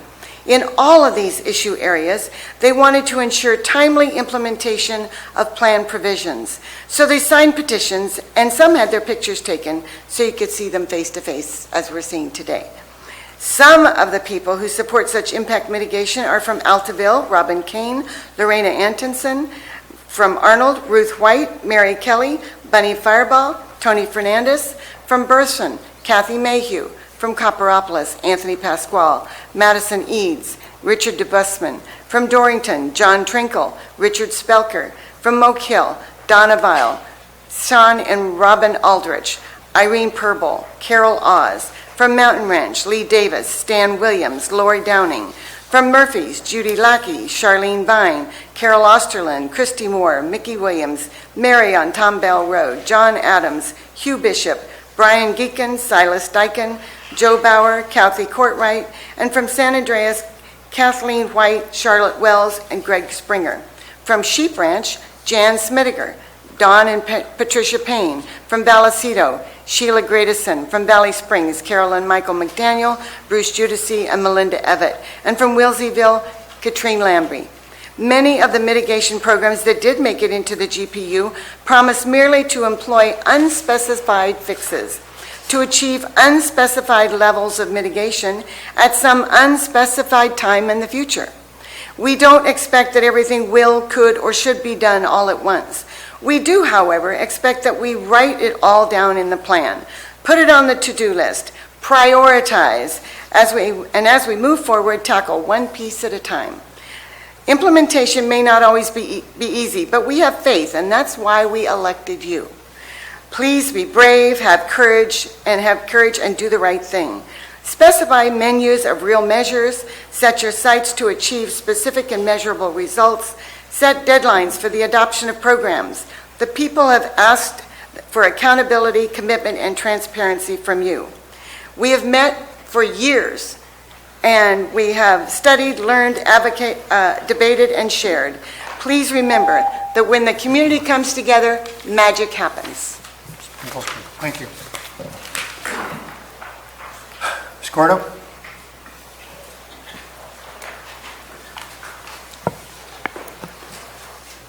The Calaveras Coalition, they've done a lot of effort, and I've read the papers, and I know that they've put in a lot of effort over the years. One of the things that I feel is that anytime you get a group of people over a long period of time, there's a certain direction that that group goes. And I believe that Valley Springs deserves a plan. I think that the general public should be gotten together again and given the opportunity to input along with the Calaveras Coalition in order to establish a new direction.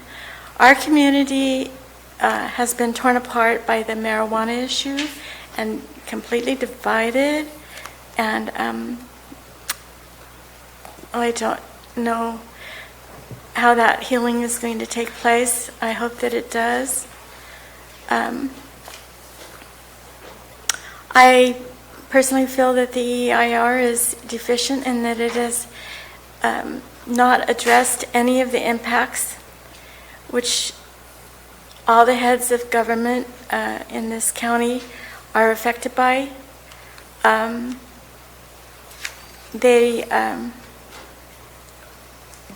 They're impacted greatly by the marijuana issue, and even though things have settled down, it's still being grown rampantly here in Calaveras County. And,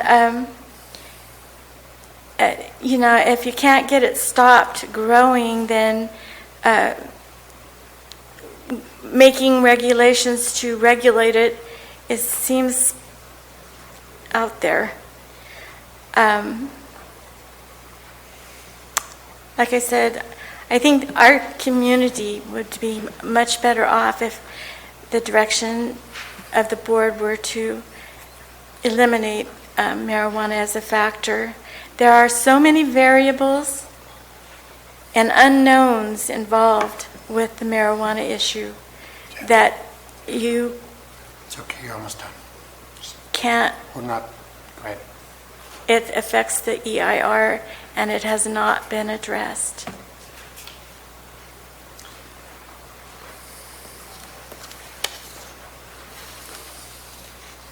I've been puzzled for years. I could never find out why were some community plans adopted and others not. It didn't make sense to me. I was really lucky. I live in Moke Hill and our plan is adopted, and I'm very happy about that. It's a really wonderful community. I've never lived in a place where people are so friendly, where they start conversations at the post office, and people I've never met. And I think all of Calaveras County has those qualities. So when people actually take the time and the effort to work on a community plan, it seems like they should get their plan included in the general plan. And if there's some reason that their plan isn't good enough, then I think it would have been great if our planning department had helped them and let them know, hey, what's wrong? This is why we don't want to put your plan in. You went through just as much work as this other community. They get theirs in, but you don't get yours in. So there's just a sense of unfairness there. And I think if we want to talk about healing, if there are reasons why plans that were done were not included, it would be really good if somebody, maybe Peter Maurer, somebody told them what was wrong. And the other issue I had with the community plans was I looked at them, I thought they have really nice maps. And you sure can't find those kind of maps on a AAA map, for instance. They have a map, and here's our historic district, and it shows you where things are. It makes a whole picture for people. So I felt every single community plan should have a map, at least of the heart of the community. So that's really all I have to say. I have backed community plans for at least 4 years, probably closer to 5, and I never really got an answer from anybody of how come? Well, in one case there were 2 separate groups, and I guess what they wanted in a plan was different. So that's kind of understandable, but I still don't know, and I'm hoping that somebody will give an answer. Hey, what's wrong? And why can't we help you? We meaning planning, and you folks, the supervisors. Surely there's some way this could be addressed. Thank you so much for listening, and I hope you consider what I said.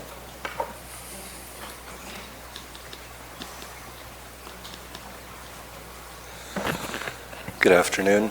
I'm going to try to briefly reflect back to you the experience of these meetings from the perspective of a member of the public. Similarly, I too would like an answer from staff or any board member who might be able to offer one, especially you, Mr. Chair, as to why we aren't dealing with the community plan inclusion in this general plan update. There may be a good reason that I'm not aware of, but I think it's a pretty common experience on this side of the locked divider here that people aren't here filling the room more and commenting more, not because they're not interested, but because I know this from a lot of people telling me that they have no faith in the process, they have no faith that they're being heard, listened to, and that their input will be used. And this is a great example of why people feel that way. A whole lot of people put a whole lot of effort into that, only to feel disrespected by not having that respected. So yesterday, Mr. Chair, when you started off these hearings, you began with making clear your desire to move through this, adopt it as is, pretty much warts and all, with the caveat that, oh yeah, we'll come back, we can have update opportunities 4 times a year, we'll come back and fix things. But then you put the onus on the public to come back and pressure you, to lobby you to do what we're here lobbying you to do right now. So you're talk about replication of effort. The effort has been put out before, the effort's been put out yesterday and today, and the answer that I believe I'm hearing is, if you don't like it, and you know we don't like it, spend more time, come back and lobby us more, and then maybe we'll kick the can, give the can another boot down the road later. I know that sounds pretty unflattering of me, but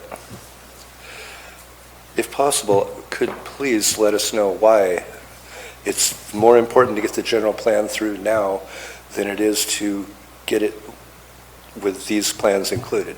Thank you. Further public comment? Seeing none, I will bring it back to the board for discussion.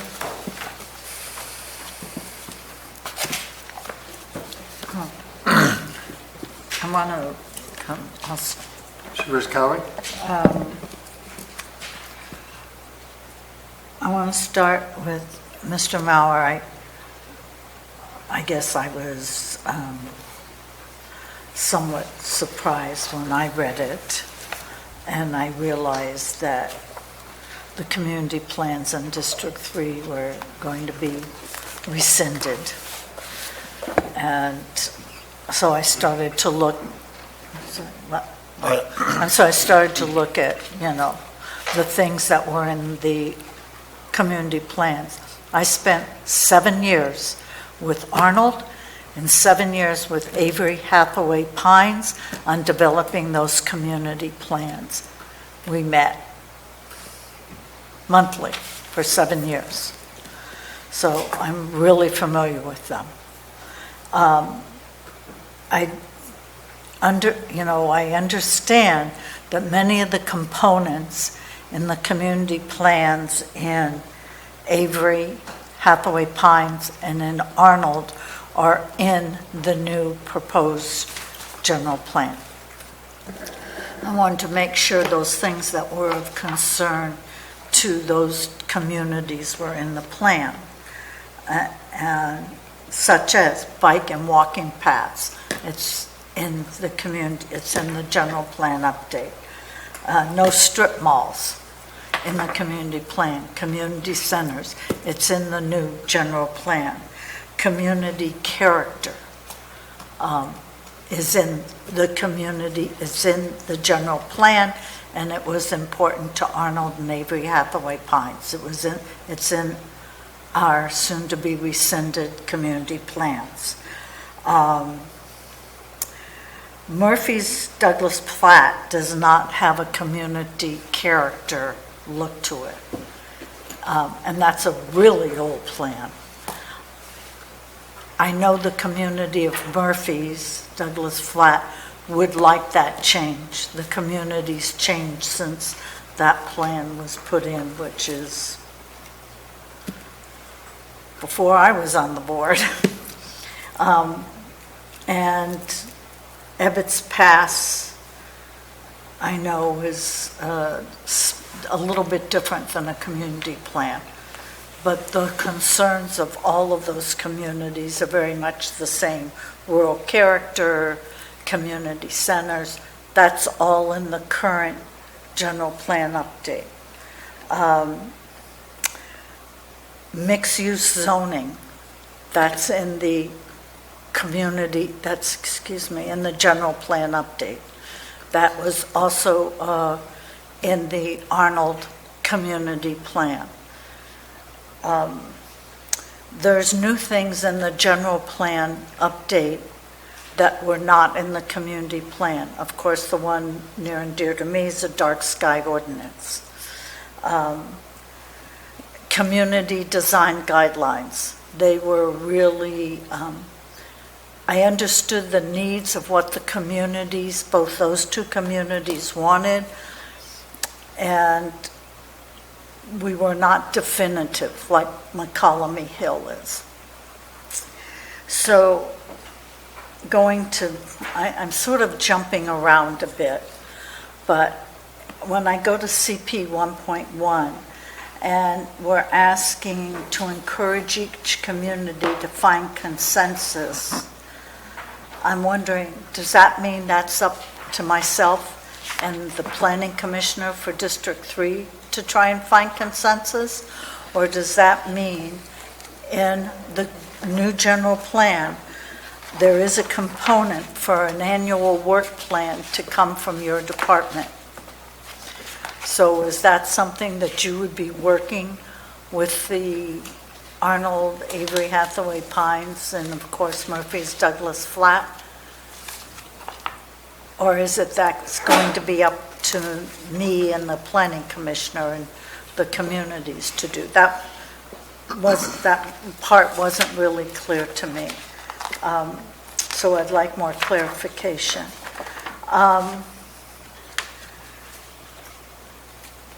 It's very painful for me to say that the plans in District 3 are going to be excluded.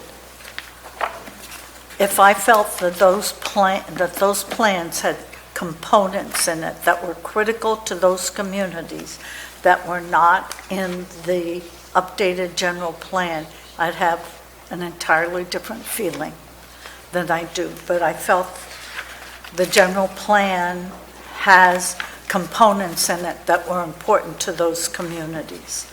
And that's the meat and potatoes of a community plan.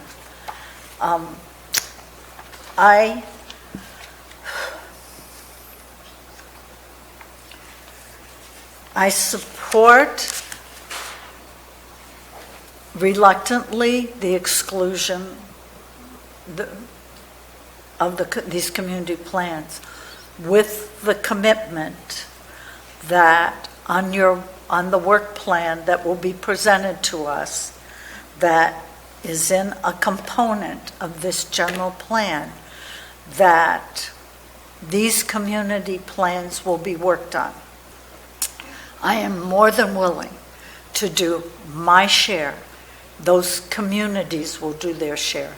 The Planning Commission representing our district will do their share.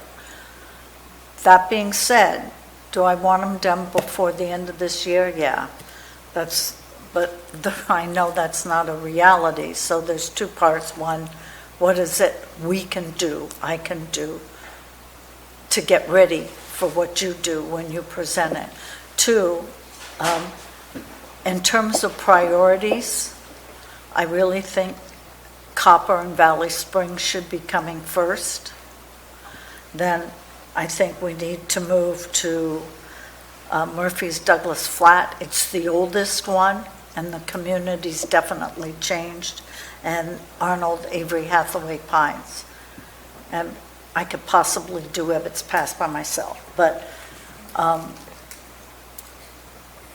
I understand, I hear what these people are saying, and since most of these plans that are being excluded are in District 3, or I don't know, most of them, I really need a commitment, and I need the support of this board in helping to establish the priorities of the planning department on including general plans. Excuse me, thank you, community plans. Yes, ma'am. So getting to 1A, support communities that wish to adopt or update the community plans. I can say with 100% certainty that the community plans in D3 want to be updated. But I have one controversial question. Oh, maybe more, but the plan development, the PD, by excluding the Arnold Community Plan, Avery Hathaway Pines, or rescinding them, does that get rid of the PD designation in those communities' plans? The action of rescinding the community plan for Arnold and Avery, where there's the plan development combining zone, does not change the zoning. So that zoning will stay until the board were to adopt a zoning ordinance amendment that might change that. If, as what happened in McCallum Hill, the community says we want to retain or develop design standards that we can apply either through plan development or design review, and as the will of the community, then that would be something the board could adopt.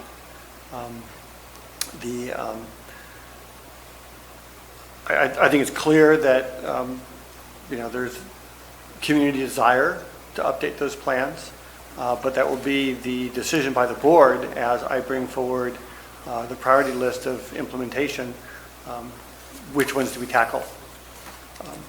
In what order?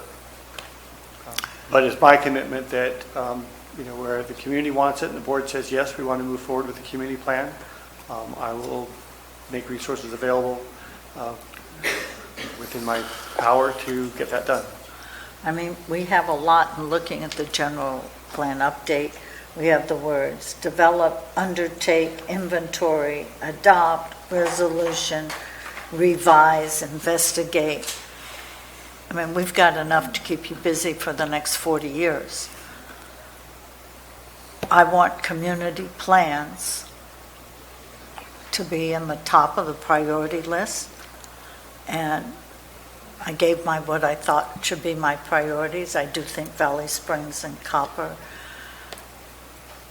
I've got to answer to my constituency because of that, but I think Copper and Valley Springs need to be at the top of the list and then me. But I would ask the board when we either discuss this now, some kind of commitment that this is a priority.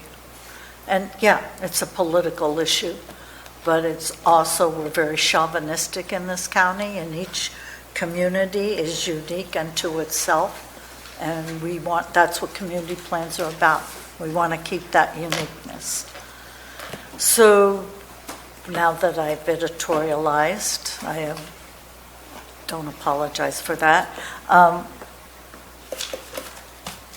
What happens when the general plan is approved, these community plans have been rescinded, and a project comes in? I mean, I do have to say there have not been many projects at all in the last 10 plus years since we've had improved community plans. But if something comes in,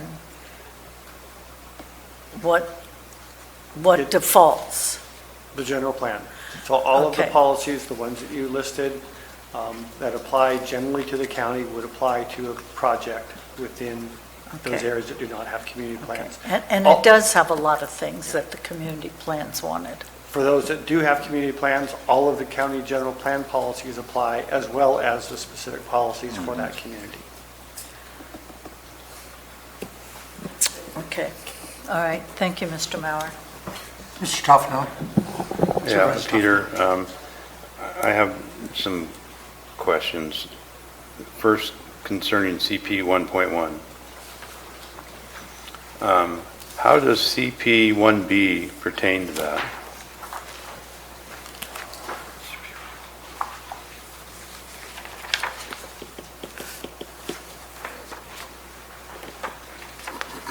I'm sorry, Gary, where are you?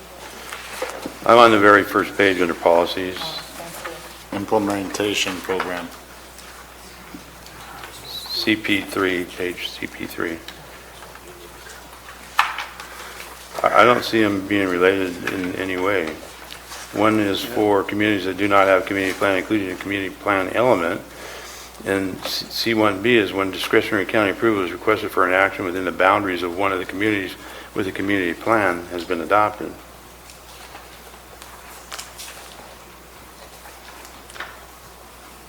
You're right, it really doesn't. So we can strike CP1B from CP 1.1. Is that correct? If the board chooses to do it. I'm know- sorry, Supervisor, could you say that again?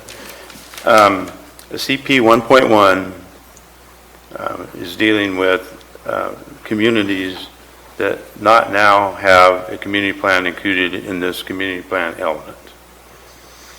And then under the measures, it lists CP1A, CP1B, and CP1C. Okay. Under CP1B, it says when a discretionary county approval is requested for an action within the boundaries of one of the communities for which a community plan has been adopted. That's separate from that, because that's a part of an implementation. Correct, but it doesn't pertain to CP 1.1. Right. So to cure that, we need to strike under CP 1.1, we need to strike CP 1B. Additionally, then. You agree, Peter? I would agree with you, yeah. If you strike that, the next thing that's going to happen is CP1B itself is an implementation because it has no policy to back it up. Right. It would be under. I don't disagree, but you'd have to put in CP 1.3. Yeah, exactly. Yes. You have to For develop that a policy measure, for that yeah. implementation. Yeah. Correct? Yes, correct. I was going to get there, but thank you. I'm sorry, so you're proposing change? Strike out this. Got that. And then this needs another policy statement, CP 1.3. We need a policy. What policy statement would you like to put in there? 1.3.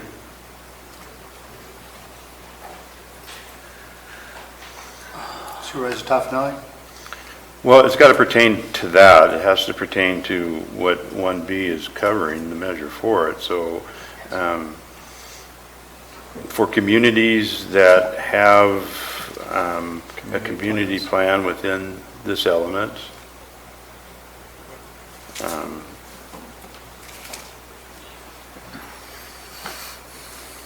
Peter? I'm thinking. You're thinking. It's just not coming. Yeah, I have some other questions on these as well. Can we take a couple minute break and let him? Do you want to take, here, if you while we take 2 minutes? You don't mind, Well, I actually, could. you want to take a break, or do you have questions? Well, I was just going to make a little bit of a statement if you wanted to fill some time here. Let's, Supervisor Toffenelli, are you okay passing to Supervisor Mills while we work on some language up there? I knew he wasn't going to. Go ahead. You don't have to listen. I have more when we come back, but. We're just pausing while we get 1.3 written. Well, in talking about District 4, Vallecito will probably never adopt a community plan in my lifetime. I wouldn't have enough tar and feathers if I tried. In speaking to Copperopolis, there have been 2 attempts at community plans. The last one, and I've reviewed them both, but if you look at the changes that have occurred with the loss of Oak Canyon Ranch, the addition of Sanguinetti, now Copper Valley, Tuscany Hills, and all of that is going to change the dynamic of the boundaries. You had recent projects that were approved without the community plan. That's La Cobra Unit 2 and Copper Meadows de Nova Homes, as well as we have an infill project that we're working right now on the corner of Auburn's Ferry and Copperopolis. Auburn's Ferry and Connor States with 253 homes. The point is that it hasn't really stopped the activity in the Copperopolis area or the demands that are down there, but I do know that it is desperately needed. There are volunteers that have literally, through those 2 plans, spent hundreds of hours and literally thousands of dollars of their own personal money in working on those plans to get them adopted. So yes, it is a priority for Copperopolis to get that back into action and to be sure that it is within the defined boundaries for the vision that we have developed with this general plan, and only then would it probably make sense as to how that would fit with the vision of the local community. It is a community that is totally deficient in parks. It's deficient in access to their lake.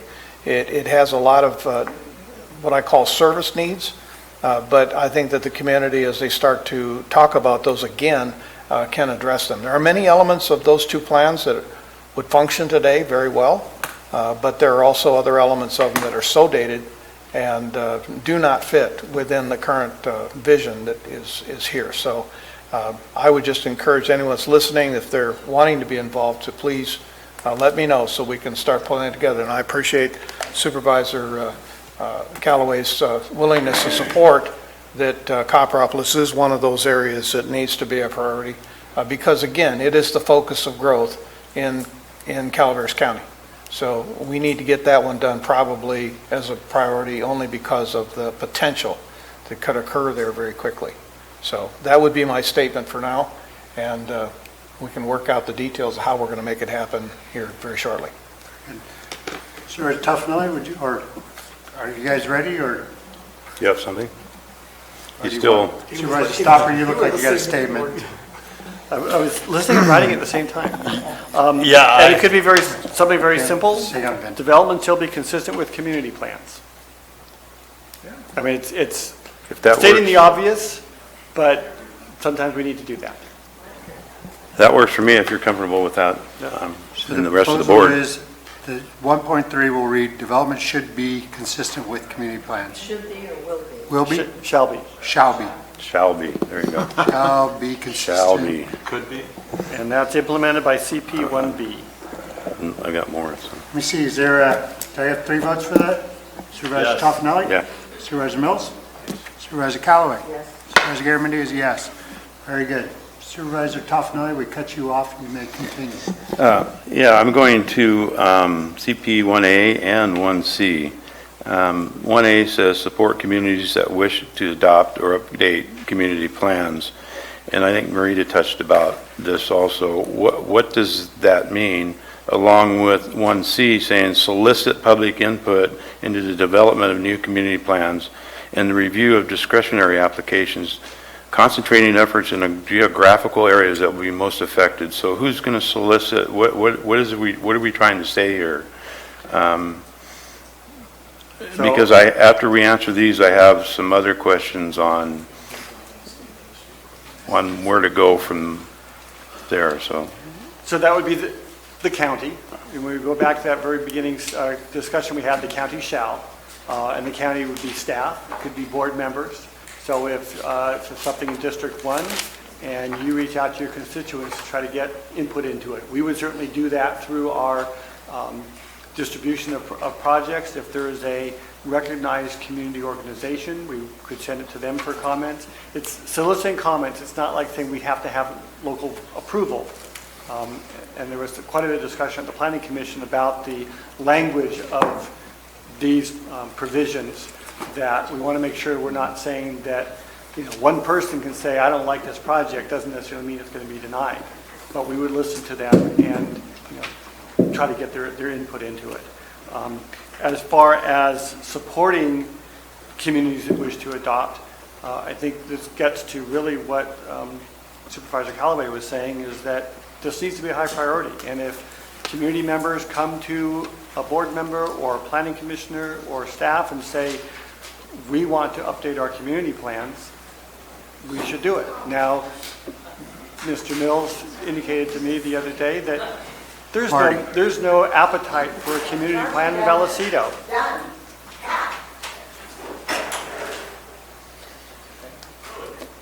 Excuse the interruption.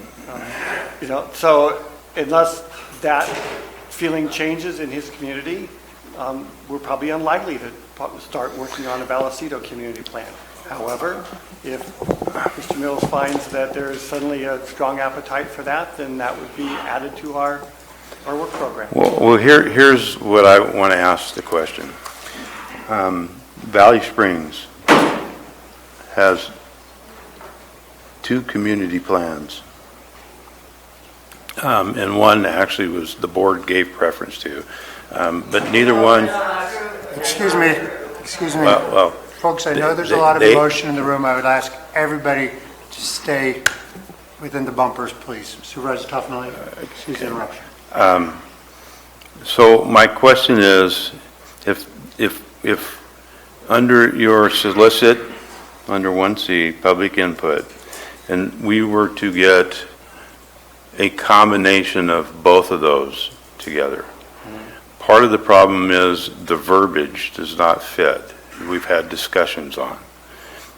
The support element of this in 1A, would the support be if something was brought by the community to you, the support part of it, helping fix that verbiage so it fits into the language that we need to get it adopted into the general plan? Yes.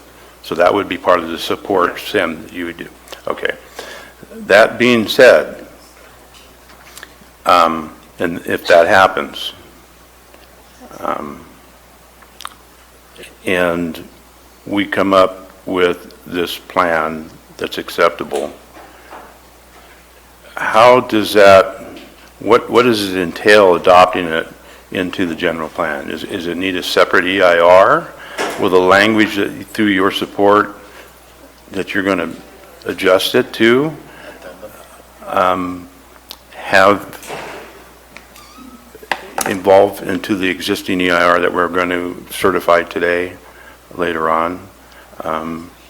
I need some explanation of that. I think everybody out here needs to know how that's going to work.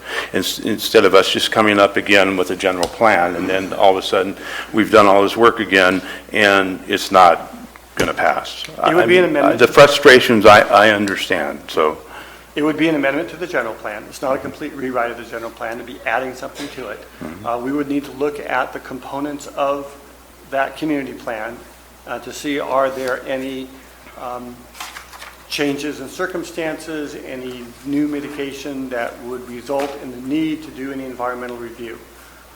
Most likely, we could do it under an addendum.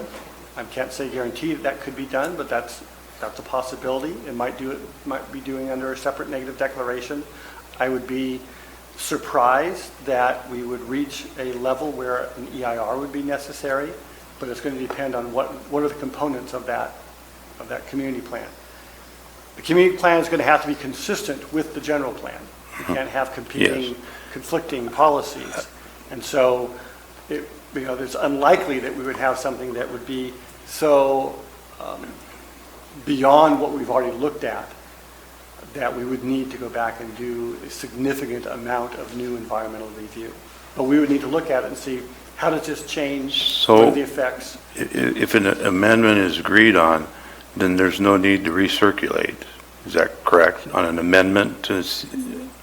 An addendum to the EIR. Addendum. It does not require a recirculation. Okay. That being said, I want to thank Supervisor Callaway for putting Valley Springs and Copper, at least getting her vote to put it on the top priority. I'm in agreement with her on going forward with your department. I know you have other issues, but at least elevate it in that department that we can move forward with this. Supervisor Stopper, anything to add? Good.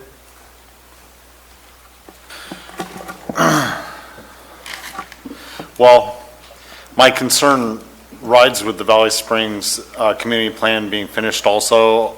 Although a majority of it does lie within Supervisor Toffenelli's district, there is a sliver within my district, and it is disconcerting that those people's wishes aren't represented with their community plan. When I worked on it in 2016, it had been prior board direction that these would be removed. The Planning Commission at that time, when we put the rest of these in here, because I was able to work on Rancho Calaveras Community Plan with you, and I felt that what was done was well received by the community when it came to Rancho Calaveras. At that time, also, the Planning Commission, now, this Board of Supervisors vote overrides ours in the end, or back then, when I was on the Planning Commission.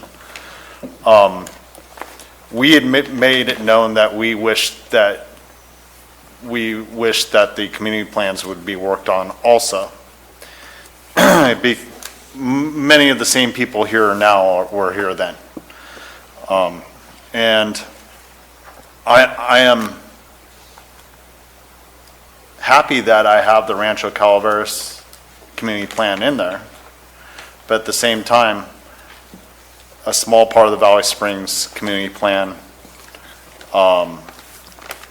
falls within my district, and my wish is to have it finished so that that community's wishes are represented also. That's about it. I think between Supervisor Callaway and Supervisor Toffanelli and Supervisor Mills, the wish to prioritize proceeding with those falls on all of us. I can't speak for Supervisor Garamendi, but I think I am high, that priority is very high on my list.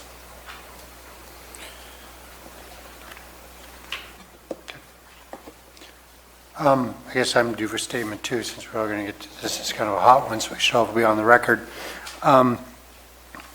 First off, I want to respond to my constituents that all of our community plans that were built between 2008 and 2010 are in this document. 3 generations of supervisors have fought to make that happen, and I'm glad to see that it held. We've been consistent in our district, and that's how we're benefiting from this. I'm also going to say why I'm not going to stand up and tell other supervisors what to do in their district, because first off, I don't think that's good. I believe their intent is to create community plans, and I believe that they'll do so. I think that waiting on community plans would be a very bad idea, and I've made this public. We currently are working under, and I said this at the beginning of this hearing, we have a general plan that we're working under right now that doesn't include a lot of these. It has 252,000 people and a whole lot of bad choices in there. Moving this document forward is really vital to the future of our county. I recognize it's not perfect. I recognize that the people may want things in it, but we can do this, and I think it's a better thing to do to move forward a little bit and let progress trump perfection in this case. And so I appreciate what the supervisors are saying. I support them in bringing forward their community plans and direction to the planning department, and I know that they will do a good job in representing their communities. So if there's no further changes to this element, going once, going twice. All right. That is, the community plan section is closed. We now have, at the end of this, congratulations, ladies and gentlemen. I would, time to close up this hearing, I would call for a motion.